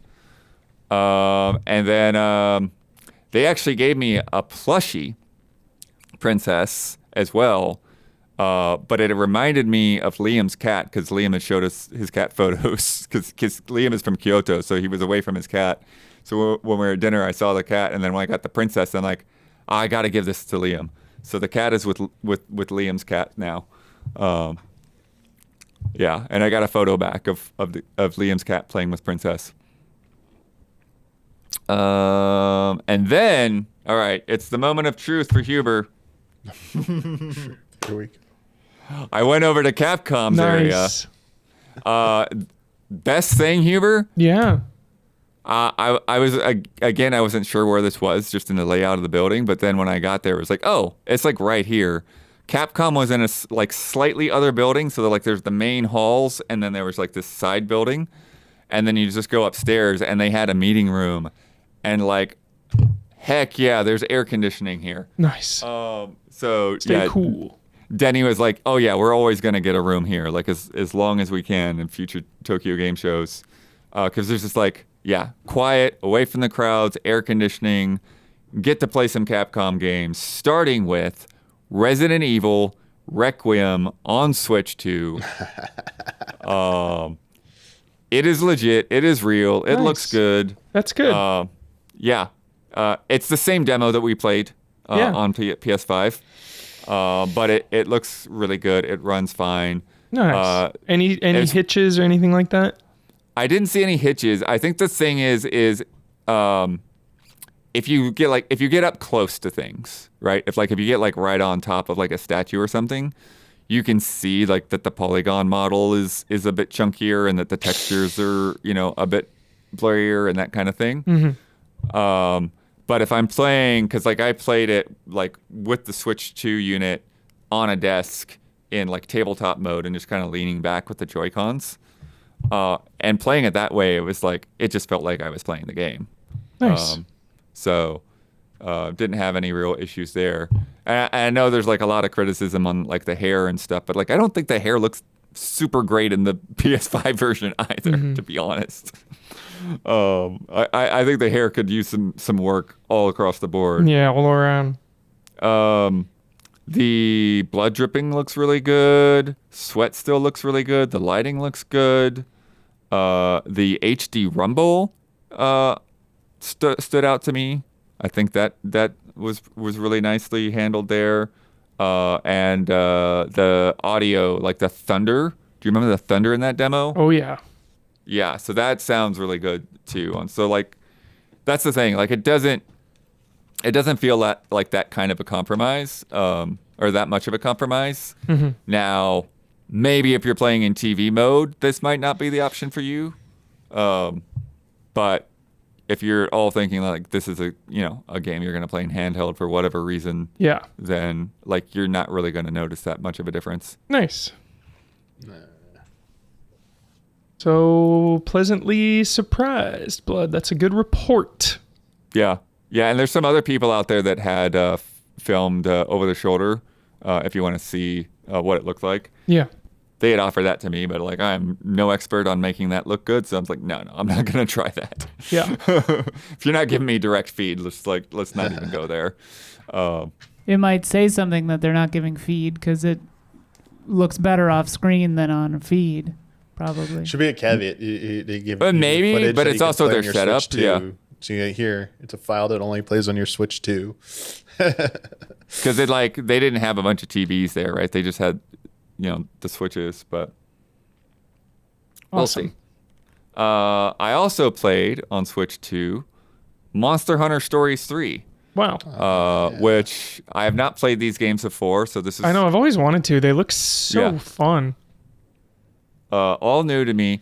I will say this was a heavily explanatory demo. God. That's like my Digimonic demo. Yep. It was like there was a lot of the setup and backstory and like here's this mechanic and that mechanic.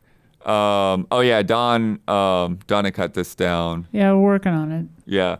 Because that's the thing too. They sent over like literally the whole demo for the B-roll, and then said you can only use 20 minutes. And I'm like, I'm not going to talk about this game for 20 minutes. But it does look really nice. I actually like this art style. It's a nice kind of take to kind of separate it from the main Monster Hunter games. Like everything is still very clearly and easily identifiable, but it's got more of that comic book aesthetic, a little bit closer to like maybe like a Breath of the Wild, but not entirely in that direction either. You know what it's reminding me of too, Damiani, is like a Tales game. Yeah, it has really really close look to like a Tales game. But it does have your rock, paper, scissors mechanics going on there in turn-based battles. You've got power, technical, and speed. And then you can also do this double attack. Oh, yeah, that's right. Right when I said it. with you and they call them monsties in here, which is ridiculous. Friendly. They call them monsties? Monsties. Yep. Aw. Friendly tone. That's cute. That's It is. stupid. I love that. Yeah. And yeah, so you can both. So your monstie, I think, will generally like attack automatically, and then you also have a partner that will kind of attack automatically. But then you can also like kind of do like these team up attacks as well, and you can swap them out to so like a Pokemon type of system where you can swap to a monstie that has a better advantage in that battle. Nice. There's also the Wyvern Soul gauge. Which I think is just like a stagger meter, essentially, like reducing the fighting spirit. Sounds so menacing. Yeah. And then you also have kinship. So you raise up a kinship Bonds. between you and your monstie to be able to do certain skills. Some enemies will have like transformation moments in battles. So like they'll then be able to use different skills, but then they also have like different strengths and weaknesses that you got to watch out for. And one of the things with that was like, I think when it was in a transformation mode, like, did I write this down? There's one that was like, he had like all these other attacks and stuff going on. It's like, so you had to kind of like knock him out of that mode before those attacks played out. So you had to watch out for that. So when that Wyvern Soul gauge goes down and a monster's like toppled, there's a Synchro Rush that you can do, where it's like just a big old Synchro Rush. flashy combo. And then, and when you're not in battle, so like you can ride your monstie around. Some of them have different things that they can do while you're out in the open world. So like, with like the Rathalos, like you can like blast some fireballs out to like knock fruit out of a tree. Okay. And then you can glide and stuff as well. And then there's a lot of gathering to pick up different materials. Nice. There are lookout points, kind of like Breath of the Wild, where you can like get up onto like a cliff top and kind of look out and like place a pin just by looking at it. There are little egg hunts. There are little poogies, like, little piglet guys that'll be hidden around to find. And then you're a ranger trying to like preserve the different monsters from like this blight that's going around, the crystal Top 10 blights. crystal encroachment. Yeah, the last one has a 81 Metascore and a 8.2 user score, so very well received series. It seems really solid. Yeah. Trying to see what Very else well there is. received. You can switch weapons in combat here, so I had access to a great sword, a bow, and a hammer. Nice.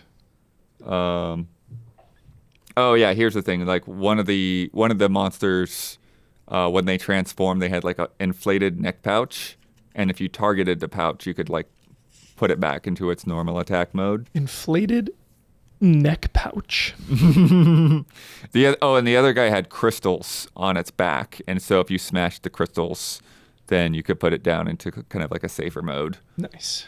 I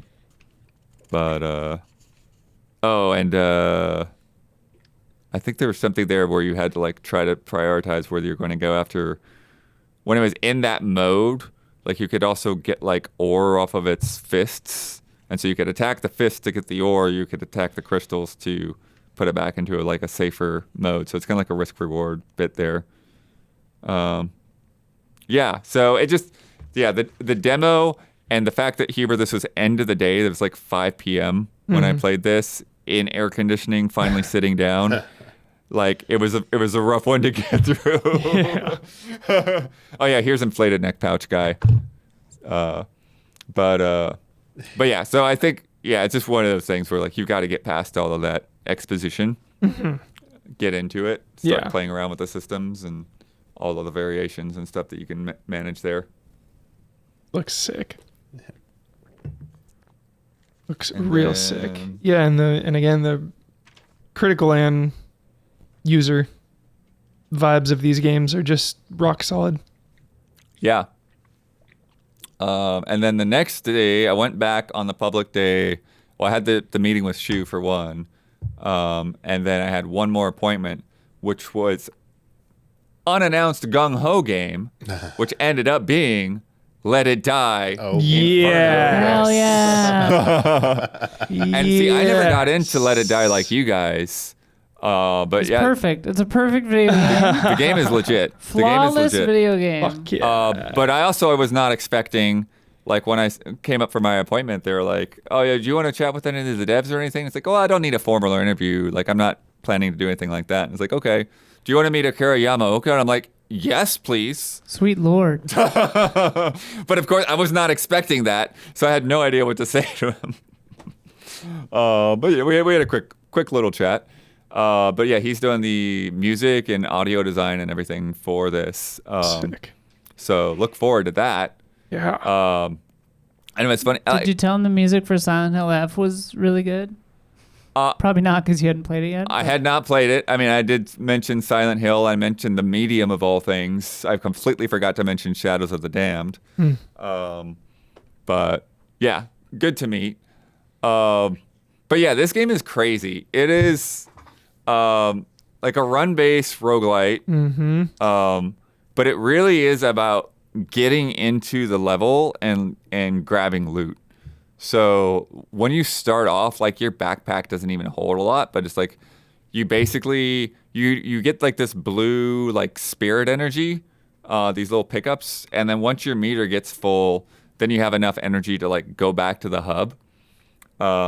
So you're basically getting out there, finding a few things, looking for a couple of new weapons, looking for some stuff that you'll be able to sell, and then hiking it back to base, and swapping out your old stuff for your new stuff. But it's just like it's one of those games that like it's really wacky. Oh yeah. With like a lot of the designs, like like you're attacking guys with like this helicopter blade spear thing, and then like one of the enemies is like it's like a inflatable dolphin, but it's also like a shrimp. That like it's like it's like camouflaging itself as like a dolphin toy, but then it's like a shrimp that attacks you. Like just and there's just, like you kind of have to look at the B-roll. I'm sorry, like some of these things like I don't know how to describe them. They're wild. But and then you have weapons on each hand. So like your L1 is like your left hand attack, your R1 is your right hand attack. You've got like as you do, you got like one of those hammers with like a jet engine on the back of it. Totally. You got a spiked bat. Reliable. You gotta do the thing where like you wander around, find a few switches to like get some doors open, and they're definitely some parts that are like very maze-like, very intentionally kind of crazy. Did they talk about changes from the original?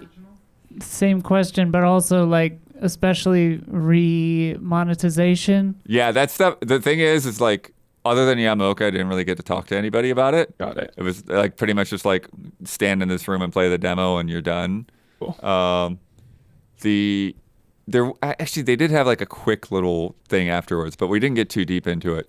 The one thing though that I did think was really good, at least starting out, we'll see if it holds up, is that when I went back for my second run with the new weapons and stuff, I could very clearly feel the difference. I could feel the power upgrade. Oh yeah. So I think that's really good. If they can maintain that to help keep it from feeling like you're just grinding away at it. That's such an essential feeling. I love that feeling. I think they did say that like the overall map is basically the same, but you don't know where you're going to start when you hop into it. And then obviously like all kinds of different things like placement of treasure chests and enemies and doors and things like that will mix up a bit. And then you're like literally like descending into the gates of hell, like shot out of a railgun every run. So insane.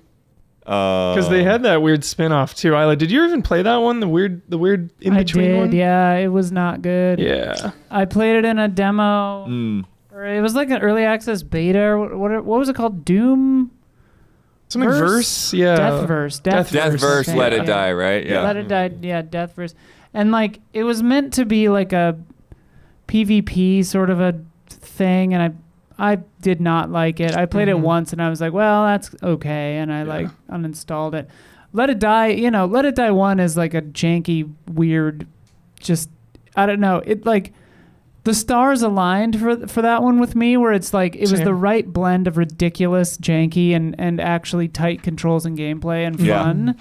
And like the world and the setting of it was interesting enough to me that I was like, okay, I stayed with it a long time until I got brick walled by the I think it was like floor 26, the paywall monster, where you just have to pay money or you're fucked because it's like impossible. I did hear someone had told me that this is a paid title, so I'm thinking it might not be. That's right. Chad, is that real? I think I told you that. I think feel I like heard you that. told me that. Yeah, I think I heard that. Yeah. In my head, I was like, somebody $25. read Huber. $25. Yeah. There we go. Yeah. 25 or 45? $25 Oh, okay. on Hell yeah. Steam. bad. $25. I mean, that's the perfect price point for this kind of game. And then agree, they can Isla. feel free to have like all the cosmetic microtransactions they want, but like no more paying for revives. Yeah. And so like, goddamn, and my rule was stuff like that, where if it's a game that I'm enjoying and it was free to play, I won't start feeling guilty about paying them until after I've paid like average retail price for a similar game, I agree. Pump like 20 into 30 into something you really love. For a game like this, 20, 30, maybe even 60 before I really start to tell myself like, girl, you got to stop. But damn, this game, I put money into trying to kill that thing, man. Like, they got me, dude. It did not work, dude. And then I finally took the lesson. I let it die. Yep. Yeah.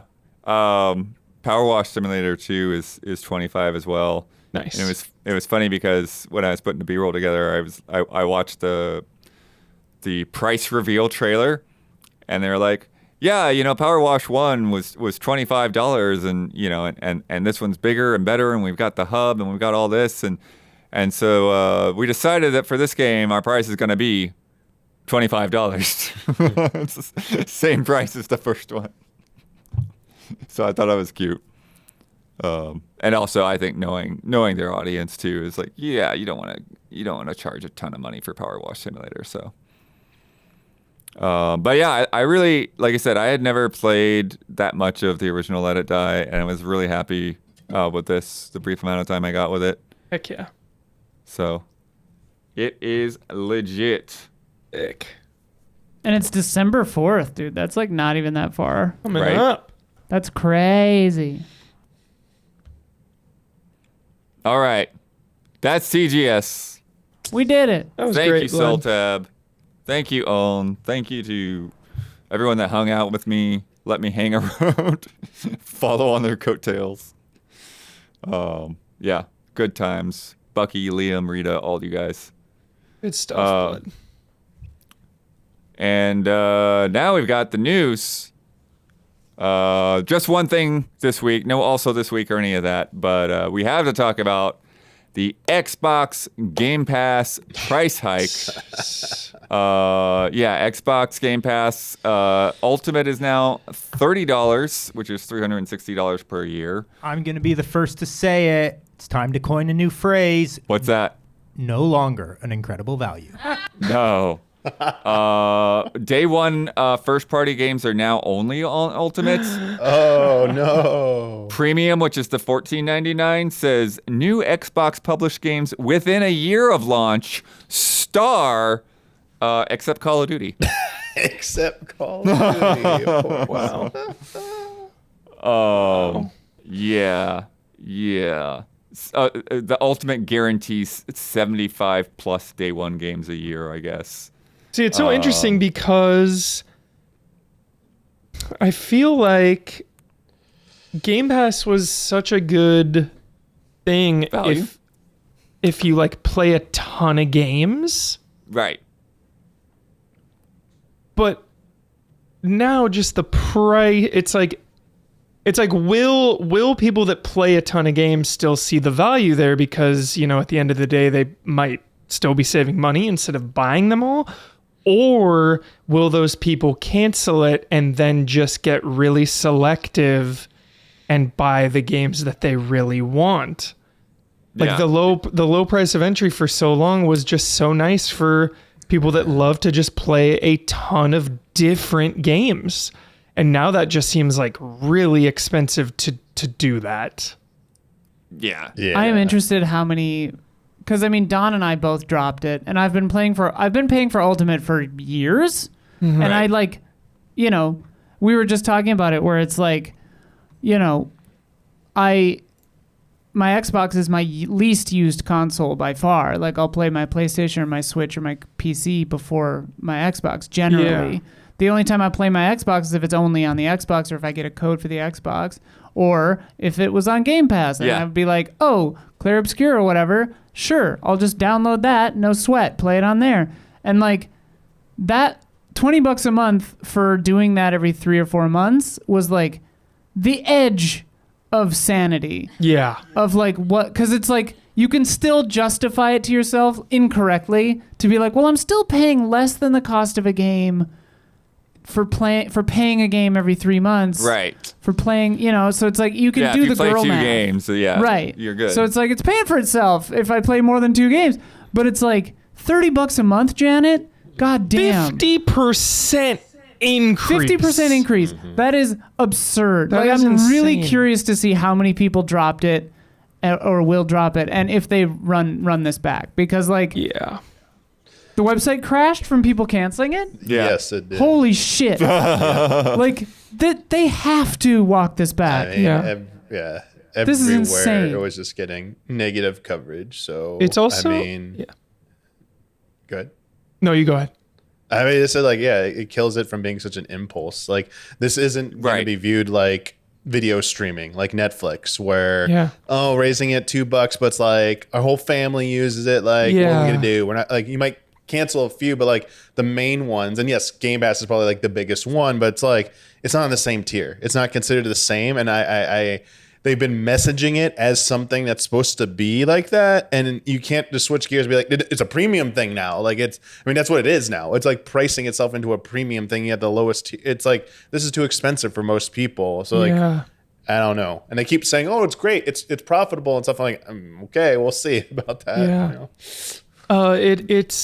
It's so silly to me too that they try to, they try to throw in these filler items also with the Fortnite price hike. Crew stuff, like who the fuck cares, blood? Who cares? It's a Fortnite's a free to play game, so why do you Fortnite Crew. If you're playing Fortnite, why are you gonna play? What are you gonna play on Game Pass? Yeah, Fortnite Crew and Ubisoft Classics, and it's like that's not adding value to like anyone, and if it is, it's a very, very, very small percentage. So it's just crazy that they try to, take away a little bit of the bad publicity just to be like, oh, you're getting this too. The other thing that they have on these that I feel very similar about, Huber, is like they have this, like the last line on each of them is like, play and earn up to $100 a year in the store with rewards. And I'm like, dude, it is such a hassle to like mess around with that reward stuff and to pay attention to it. It's like, it's like giving you like a coupon to SeaWorld. Yeah, I'm like, what am I going to SeaWorld? I don't know. I keep hearing it making that worse too. The rewards thing too. They keep like putting more restrictions on it. So I hear that too. So that's not good.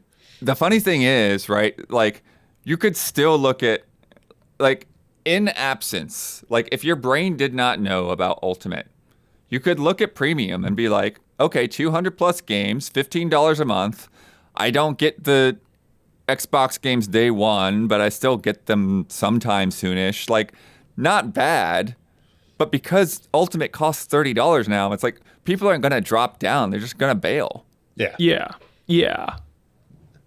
Great point. Did you? I've got this from Piscatella. This is before this all happened, right? Mm-hmm. So these are the reasons that people are already dropping Game Pass. Yeah. 58% couldn't justify the cost of the subscription within my budget, but liked the service. 40% price was too high for what was available. Yep. 32% would rather put the cost of subscription toward games I would rather own. There it is. That's what I was saying. Yeah. 23%. I like the games on the service, but didn't have enough time to play. That's the thing. If you're at that $30 tier, yeah, right? It's almost like a job, Bloodworth. You got to get your have value to make sure in. you gotta make sure that you're playing stuff on the service, because then if you buy, like if you buy like a Final Fantasy VII remake, and then like now you play that for a month or two, it's like, well, I'm not playing my Game Pass, and that's not fun, dude. That's not a fun. That is not a fun way to play video games. Trying to play catch up to make sure that you're covering your monthly subscription cost. Like that's anxiety inducing. Yeah. And then the 20%, which is actually kind of high. I no longer needed the ability to play games online. So that's a big part of it, is like, essential online play is now locked to the $10 a month tier. So that's $120 a year you have to pay just to play online. Mm-hmm. When it used to be $60 back in the day, $50 even before that. I don't remember, but I think it was $50 at one point. Yeah. It's crazy. I'm still somehow grandfathered into the old Game Pass. I don't know when they're going to take that away from me. I'm still just paying like $10.99 a month, including day one Xbox games. Crazy. I mean, I might have been also, because I asked Sophia that before I canceled it. I was like, am I grandmothered into this shit? Like, because I was paying $19 for Ultimate, but I had, like, I remember there was something that I kept before that I had PC and PCs. Oh, that's weird. It was like all mixed into one price for me. Yeah, because that's the thing. Like, because Ultimate, if you're on Ultimate, it also includes PC. But if you're on Ultimate, I would think that would just go up. I'm on a Game Pass plan that doesn't exist anymore. Like, you can't get it. So that's why it's like it hasn't just converted. But I'm curious when it might. Because like they introduced Game Pass Standard, which is now Premium. But the old Game Pass, as long as you don't lapse, you can hang on to it. Yeah. Oh, it's so Crazy. weird. The other funny side of this, you want your incredible value? Do it on PC. PC Game Pass is $16.49 per month, 400 plus games, day one Xbox Game Studios, That seems including fair. Call of Duty, EA Play, Ubisoft Classics, That's fair. all those discounts. Get it on PC. Yeah, it's so like. It's so like who the hell's idea was this? Because like Gabby was just saying, like, raise it incremental, do $2, do whatever, and then you don't lose everyone. Mm-hmm. Like, no reality would $10 per person's worth of people have not dropped this. You know what I mean? Like they had to have lost money on this. God. It's bananas. I assume, right, Isla, they probably have, an insane amount of business people sitting in a room, and they're like, okay, if we raise it $10 a month, we'll make this much more money, even though roughly this many people will cancel. Right, they probably have that rough Oh, I'm sure, but like estimate or I'm something. betting that their estimates for how many people canceled was wrong. Like I think that business people don't ever correctly estimate Yeah. The They wrath think we of have an irritated money. gamer. That's their first problem. Yeah. Yeah. Insane. Yeah. What did Don say? No longer an incredible value. No longer Oh, an yeah. incredible value. We're gonna talk. We have to talk about EA, right? Oh, yeah. No, I cannot get into EA. I have no idea what to talk about there. I have not researched it's- that stuff at all. I mean, we can mention that like EA was. I don't even know who they're about out by, honestly. Like I have heard it, but I couldn't repeat it. Saudi Arabian company and Jared Kushner's company. Yeah, I know those both It of those is are involved very somehow. problematic. Yeah. Intensely weird. Like The Very. Sims is like what the fuck's gonna happen with The Sims? It's got like so much like content in there that goes against both of those entities' Yeah. core values. It's very problematic. And they also talked about hoping AI can be used to cut operating costs and boost profits as well. Yeah, it's this full So they're just gonna pie in the fire sky view of everybody. AI. Yeah. $55 billion or something like that. Just Lionsgate no signed a good. deal with the AI studio for a year ago, and it's like they're saying it's a disaster. So, and then also Who did? Lionsgate signed a deal to try and make movies with some. What was it? Runway was the name of the AI studio, and like it's a disaster. It's like bad. The one thing that I did read was that the other, aside from who it is, the way it's structured involves a lot of debt, and so like they're on the hook to like get that money back. That's why the AI pie in the sky. That's why they're gonna fire everyone and have the AI do it. Right. Yeah. Yeah. So It's just like It's really alarming. so wild. Like it is so wild. And like kind of like you were saying, like it is just too complicated to really get into. yeah, Maybe, I know. but goddamn. Like Stephen Totillo's got a piece up. I know Mike Futter's podcast, I think, is addressing it. So there's definitely places out there to get more in the weeds about it. Yeah, it's not a good sign, and we'll see how it takes shape in the coming, I assume, years. I assume it's still before we start it hasn't seeing, even, like... as far as I know, it hasn't even finalized I yet. think it finalizes in 2027. Yeah. Check me on that, but I think that's when it finalizes. Yeah. So it's a ways, but I mean, even Potentially. but I'm saying like even like that it's gonna go through and get to that point. Like there's all just like with the Activision thing, right? Like it's gonna be years of headlines before this thing actually finishes. Well, and if it does go through, I imagine they just shutter BioWare. I imagine they mostly just do the sports games. Or they sell them off because they need cash. Yeah, they sell off they sell off any of the gay shit. So BioWare's gone.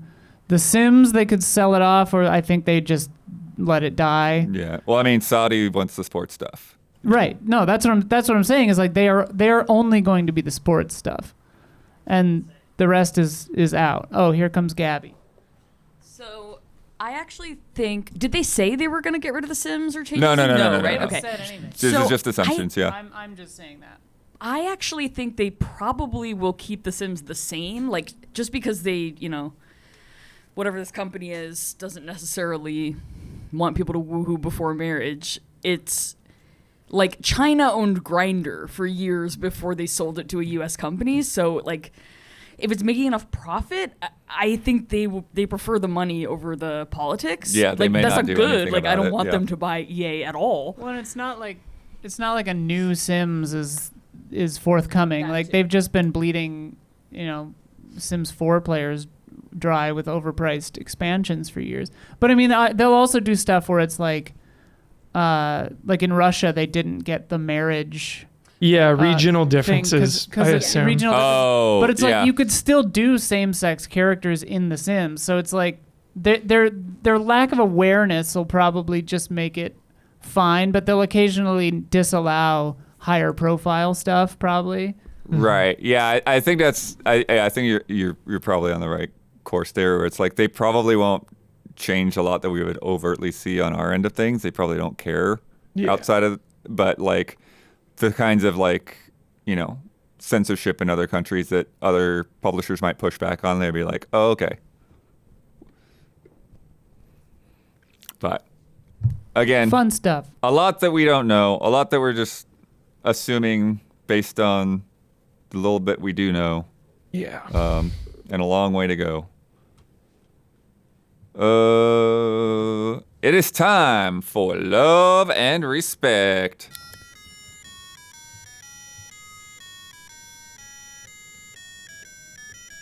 Love and respect. Love and respect. Wow, that is hard, Damiani. Not a trick, right? That Get is used tough. to saying get used to saying of and respect. You can't say Yeah. love. Good call. You can't do the you gotta go of and respect. That's actually like in choir. They'll have some people like just do the end of the word, or like don't say the T or the S, you know, to help with blend. Yeah. So you're doing a choral singing technique there, Demi. Respect. Yeah, I like that. Oven. From Swordfish, I just realized I basically spoiled this question earlier. Anyways, hey allies, just wanted to ask Bloodworth a quick question about the transportation while he was in Tokyo. How fast were the trains going that he took? Did any of them fly off the rails like in Dench Attack? Do any sweet tricks? No. I did tell you about the banners in my face. Told you about the Disney World chime. Yeah, I basically like I said, I kind of like went in there a little bit nervous about the trains, but then like after the first party I went to, I walked there because there's like, you know, like when you get to a city, like when you have that big of a difference, because it's 16 hours difference between here and Tokyo. So like the strat is like be anywhere except your hotel room. And so I walked to that first party, and that's why I was kind of early. But then on the way back, you know, I tried the train for the first time and figured that out. And then my second day, like I literally called my training day. Great movie. Yeah. It was like, Don't bullshit a bullshitter. but like, yeah, I took the train down to Pocket Pair, then I took the train back up to Bic Camera, and then I took the train out to Shibuya, and then back, and then down to the prom, and then, you know, so like I was train. So by the time it was time to go to like the convention center, it was like, oh yeah, I've got this down. It's like, Did you skip out on your high school prom too, Blood? yeah, totally. What? Because you were too cool, or what? I don't remember what I just like didn't want to do it. Didn't like, you know, it's like super not into dancing. Didn't like the music. I don't know. You're a great dancer. Yeah. But anyways, I didn't mean to put you on the spot there, Blood. I thought you were too cool to you skip yeah, every there we prom. go. That's you it. know? Tokyo Game Show 2025, my first prom. Love it, dude. They actually had like voting, like the one of the women that I met, she like came up around later. It's like, vote for me for prom queen. I was like, okay. Did you vote for her? Yeah. Nice. Nobody else was coming up and Then you asking left. for votes. See, this is like the Oscars, where it's all just about campaigning. Totally. Right, exactly. Awards are meaningless. But yeah, I don't know if I can think of anything else train wise. But then yeah, so I was in my head too. I was thinking like, with the airport, I would take a taxi, right? Because I didn't want to deal with all that stuff with dragging my bag around. So I took a taxi from the airport to the hotel, and then at the hotel, then I was able to like, okay, let me figure out the train cards and all of that. And then I was gonna take a taxi back, but then I was like, I looked and it was like, okay, the train is like 600 yen and the taxi is like 6,000 yen. So I'm like, I'll take the train, man. And 600 yen's like $6. now $5. it's like 4 something. Yeah. Oh, nice. Were you? Yeah, I remember last time we went to TGS, I made $200 because I forgot to transfer my yen back into dollars for like 5 months. That is hilarious. And then by the time I did it, the dollar was like way stronger. That is so funny. And I was like, I understand business now. The funny thing was, Investments. Wow. at dinner, it was, I pulled out my wallet, and then Bucky and Liam saw that I had 2,000 yen bills, and they lost their minds. It's like, don't spend that. You can't spend that. And I'm like, what? These don't exist in Japan. They only come when foreigners come and Easy. they get money from their bank. They give them to you at the bank in America, but they don't distribute them here. So it's like a $2 bill. It's like if I got a $2 bill Whoa. out. Love a $2 bill. Like a 50, You got to save a 50 cent $2 coin. bill. So yeah, so they bought them off of me. You got fleeced, Blood. Did they give you good value at least? Did you get a finder's fee? No, I did not. Wow, dude. You don't understand business, dude. I'll give you But they're not going to lessons. even spend them. Bucky said he still got his. He sent me a photo of it yesterday. Were you impressed by the speed of the trains, Blood? Did a train ever zip past you and did you go, whoa? I was never on a like Shinkansen or anything. I was just local trains. Yeah. So yeah, I didn't get to see the really I fast grew up ones. in Shinkansen. Shout out to the bullet train scene in The Wolverine. Cool. Is that the one where he's on top of it? Mm-hmm. Hell yeah. Mission Impossible 1. Mission Impossible 1, Just the exactly. movie Bullet Train.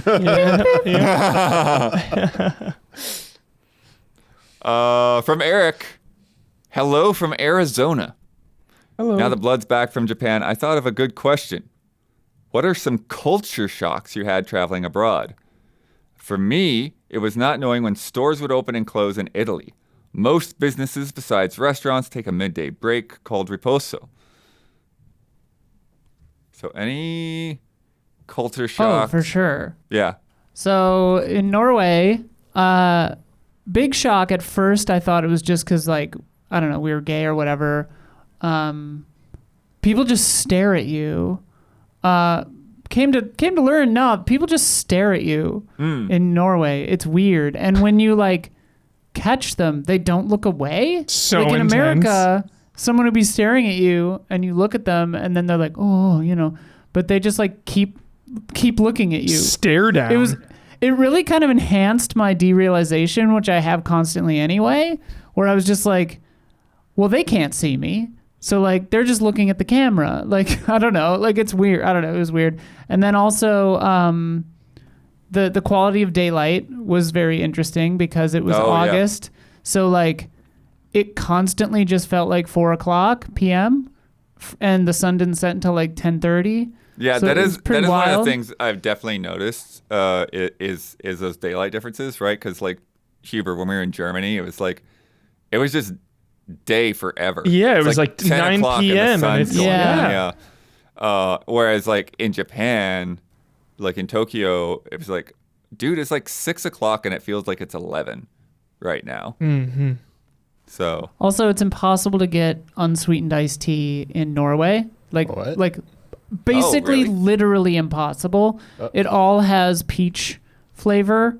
I like fucking peach tea, nightmare. but that's weird. No, I hate peach tea. Wait, but I could eat a peach for hours. Sweetened with it or artificial? It's sweetened. I could eat a peach for hours. Yeah, but it's like it's semi-sweet. It's Europe, so the sweetened shit doesn't taste like fake hell like it does here. Mm-hmm. Like food is actually good in Europe because it's an actual series of countries and not just a pile of lies masquerading as a country. But yeah, they don't have iced tea, unsweetened iced tea. The best I could do was lemon, like citron iced tea. And that even was hard to find. So yeah, really intense. Other than that, Norway's great. I loved it. I was not there in the winter, so, that'll be a different experience, but who knows? Well, there was the still using business cards thing. That was like, oh, I'm not ready for this. Look, I ordered business cards as soon as I got back. I like Japan and Germany kind of did it, not as much. Everyone stands on one side of an escalator so that the other side people can walk by. Mm-hmm. They don't do that in America. Everyone just stands right in the middle like an asshole. They don't care about anyone else. Yeah. Well, one thing that was weird is like on the trains and stuff, they had signs that were like, don't walk on the escalator, like at all. But people still did. People would pass you by. Yeah. But like, yeah, for safety, they're saying like, don't do this. Yeah. I also had looked up I looked up a thing when I was getting ready that was like, here are all the tips and stuff, things that you need to know about the train. And like, you know how they have those like, those little cartoons, like safety cartoons. Sometimes they have like when you bought like the Wii or something, right? So they're like, don't walk and text at the same time. And they had two pictures. One was like, oh, walking and bumping into somebody. And the other one was like literally like just walking off like onto the train track. Jeez. Which is like nearly impossible because there's these big walls and the gates open up. Like I don't know how you could get on the tracks without That's probably trying. why there are those walls and gates. Yeah. I remember this was years ago, but when we were last in Japan, when I was there with you, I remember people were like incredible at biking on the sidewalk. A guy would just like zip through a crowd on a bike and no one noticed, no one cared. He wasn't hitting anybody. Also, bikes were not locked up. Right. Yeah, there's a lot of bikes. But none of them had locks. Like very few of them had locks at that time. I don't know if that's changed, but I was just like, that was a culture shock thing where I was looking around and I was like, wow. Yeah, I think. No one is stealing these bikes. Yeah, I think generally there's not that much theft. That's wild. Yeah. There aren't any guns either, which is nice. I didn't see too many bikes around except when we were in Ginza, the street we were on was just like bike city. It's like it was so hard to talk to people because there'd always be another bike going through while you're talking on the sidewalk. It's like bike. And also that was like crazy packed full of taxis as well. Let's play a game. Let's do it. From Frankie. It is the return of Mario Kart, or Wario Fart, and Knuckles. Heyo, allies. Mario Kart World is old news. It's Sonic's time, baby. Oh, no. Below is a list of characters that may or may not have appeared as playable racers in the over 30 years of Sonic racing games. Jeez. For That clarity, long, this really? will Sonic R. Yeah. Right? Crazy. This will include Sonic All-Stars racing games, but does not include the racing mini-games in Mario and Sonic at the Olympics. Okay, thank you for that. Oh, okay. So we'll just, it's yes or no questions. Okay. Fang the Sniper. I thought you said bang the sniper. No? Fang. Oh, Fang? is- Like F? Has he ever been in a Sonic racing game? Yes. No. Isla? I would say yes. It is yes. Fang was in Sonic Drift 2.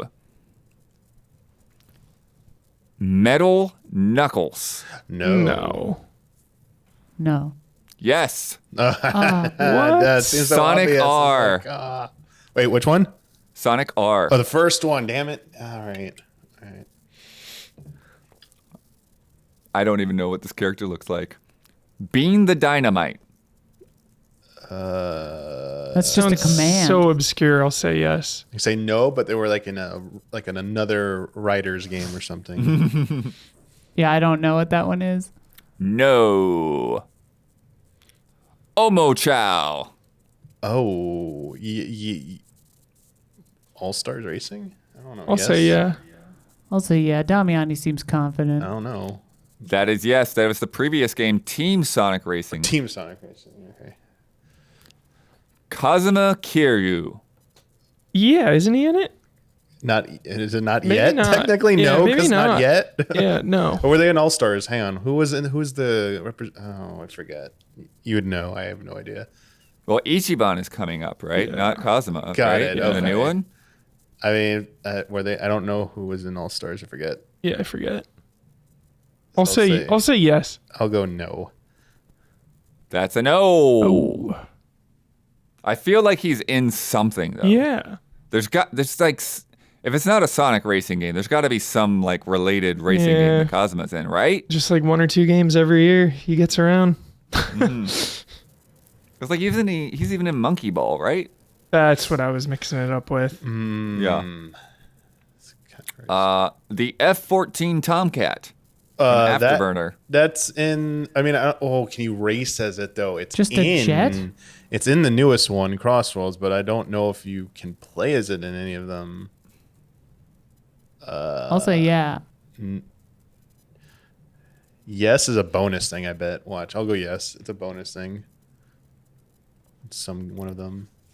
That's a yes. Sonic and All-Stars Racing Transformed. Okay, maybe it was just a default thing. That one. Teddy from Persona 4. No. I'll say yeah. Maybe, but I thought that was I'm in gonna go no. Racers Transformed, but maybe not. That's a no. Oh. Damn it. Put Teddy in there. Yeah. Let Teddy raise. Yo Hazuki from Shenmue. Yes, that's a yes. That's got to be a yes, please. That's a yeah. Sure. Yes. Yeah. Sonic and Sega All-Stars Racing. Yeah. Football Manager. No. No, wait. I I'm wish, not saying dude. no. I'm just saying like, oh no. Like, Football Manager. I'm going to go with no. That's yes. Oh. Sonic and All-Stars Racing Transformed. They That's were in crazy. That one. Okay. All right. Forgot. The Pyro from Team Fortress 2. No.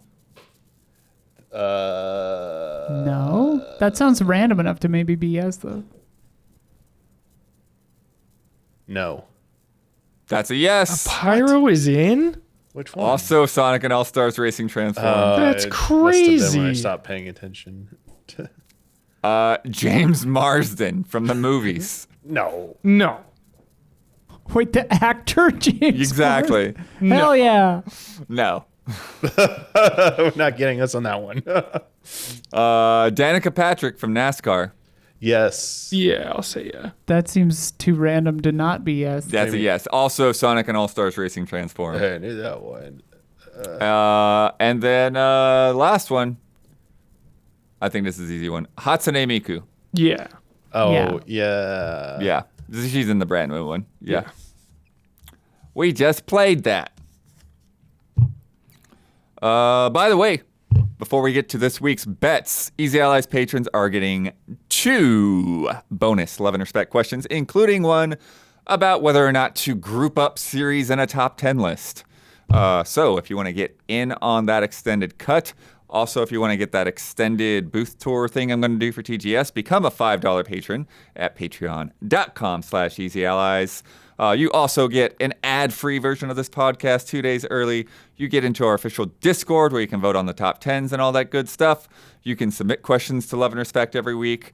And if you really want to help us out, you can join one of our producer tiers. Our platinum producers get a shout out on this podcast each and every week. And this month's shout outs go to Javawabs, Elthanis, Sultab, and Garrett Holfish. Shout out.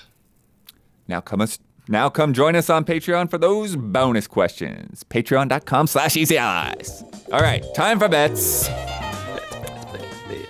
This week's bet. Digimon Story Time Stranger is out tomorrow. Sick.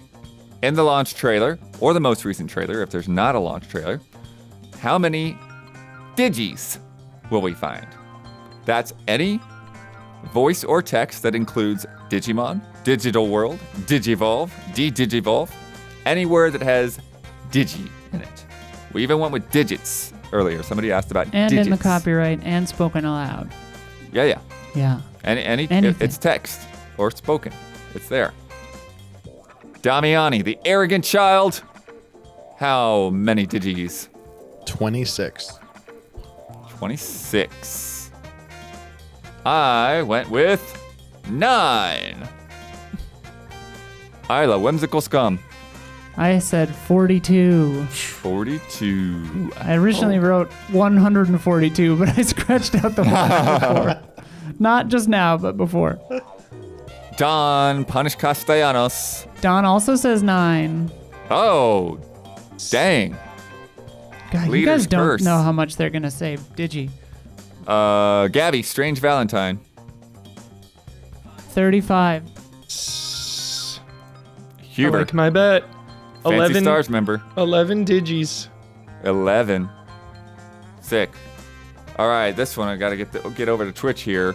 Last week's bet: Super Mario Galaxy 1 and 2 are out on Switch 2. Last time we asked which game would have more viewers on Twitch when we check during the podcast, and by how much. Damiani said Galaxy 1 by 1,000. Isla said Galaxy 1 by 2,000. Huber said Galaxy 2 by 7,000. So we gotta get over to Twitch.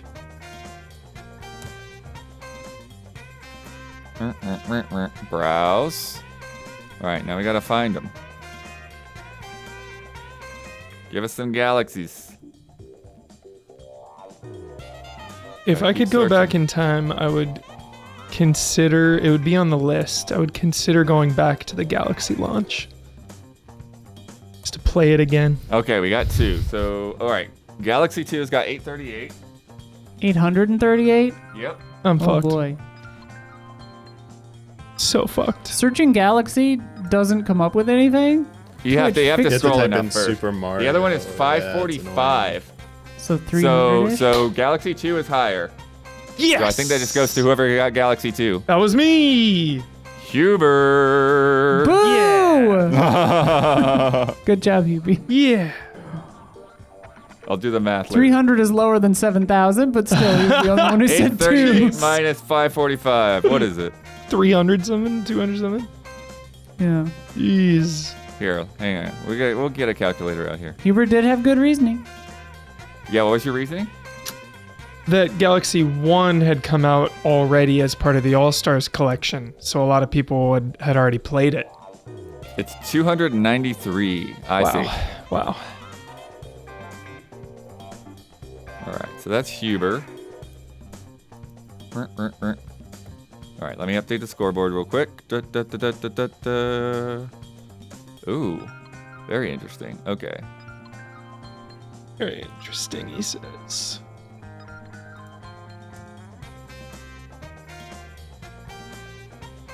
Sorry. All right, we'll deal with that later. Okay. Now, we also had a lingering bet from September 19th, 2 weeks ago. Our bet was about Hades 2. We asked how long we would survive in the first combat arena without moving.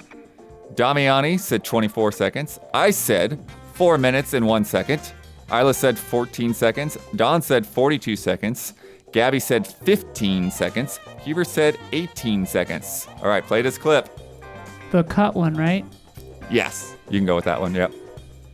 Here we go. As soon as I noticed there's an enemy, I stopped. Whoa. Jeez. That's Dead. 12 seconds. Isla got it. Oh! Nice. Went to the low. Wait, how many? Oh, I said 14. Dang, I was almost on it, dude. Yeah. Oh, beat you out just by a little bit, Gab. Yeah. Wow. That brings our scores to 10 for Don Punish Castellanos. He just left. Ah. Don, yell dispatch. Could you hear that? I don't know if Chat could hear that, but he did it. It was funny. I've got 8, and now Huber and Isla both have 6. Ooh. I Okay. don't remember my sound. Getting there. Getting there. As I said, we've got more TGS coverage up. You can catch that clip of No, I'm Not a Human in IRL on the channel, as well as my interview for Final Fantasy VII Remake with director Naoki Hamaguchi. Got a couple of Damiani questions in there as well about the battle system. I am also, like I said, working on that extended cut of just kind of little booth tour. Just walk you through some stuff that was at TGS. That'll be on Patreon. And this week we played Lego Party on Group Stream, and that was a jolly time. That game is sick. Yeah, Isla, what are your thoughts? Lego Party thoughts, real quick. It's good, dude. It's like, I didn't expect to like it. It's fun. I actually think the announcers bring a lot to it. I mean, who knows if they get annoying after playing a few times, but the games were really fun. It was short. Yeah, I don't know. It was fun. It was jolly. The games are inventive. It doesn't just feel like a Mario Party clone, which I was worried about. It has its own identity, which is cool. Nice. Now, Isla and Huber, you get to divvy up the rewards. One of you gets to shout out anything or anyone that's on your mind this week. One of you gets the final word, and one of you gets to sign off with your trademark sign off. What do you want, Hubie? Whatever. I'll do the sign off. I like doing my sign off. Ooh.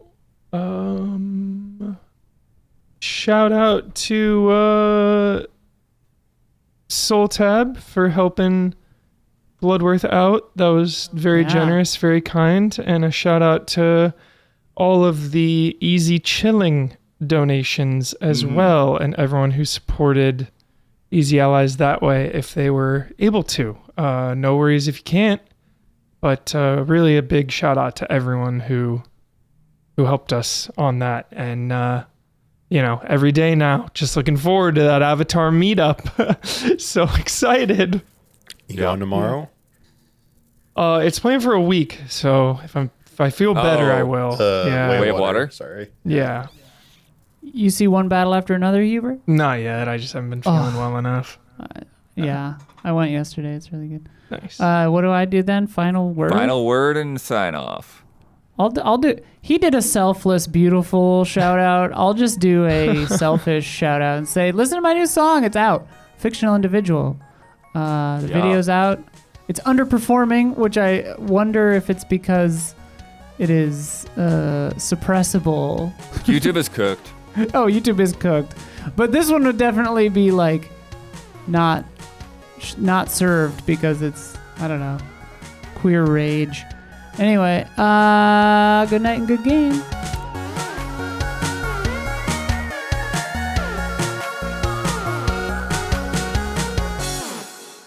Who the fuck cares, Blood? Who cares?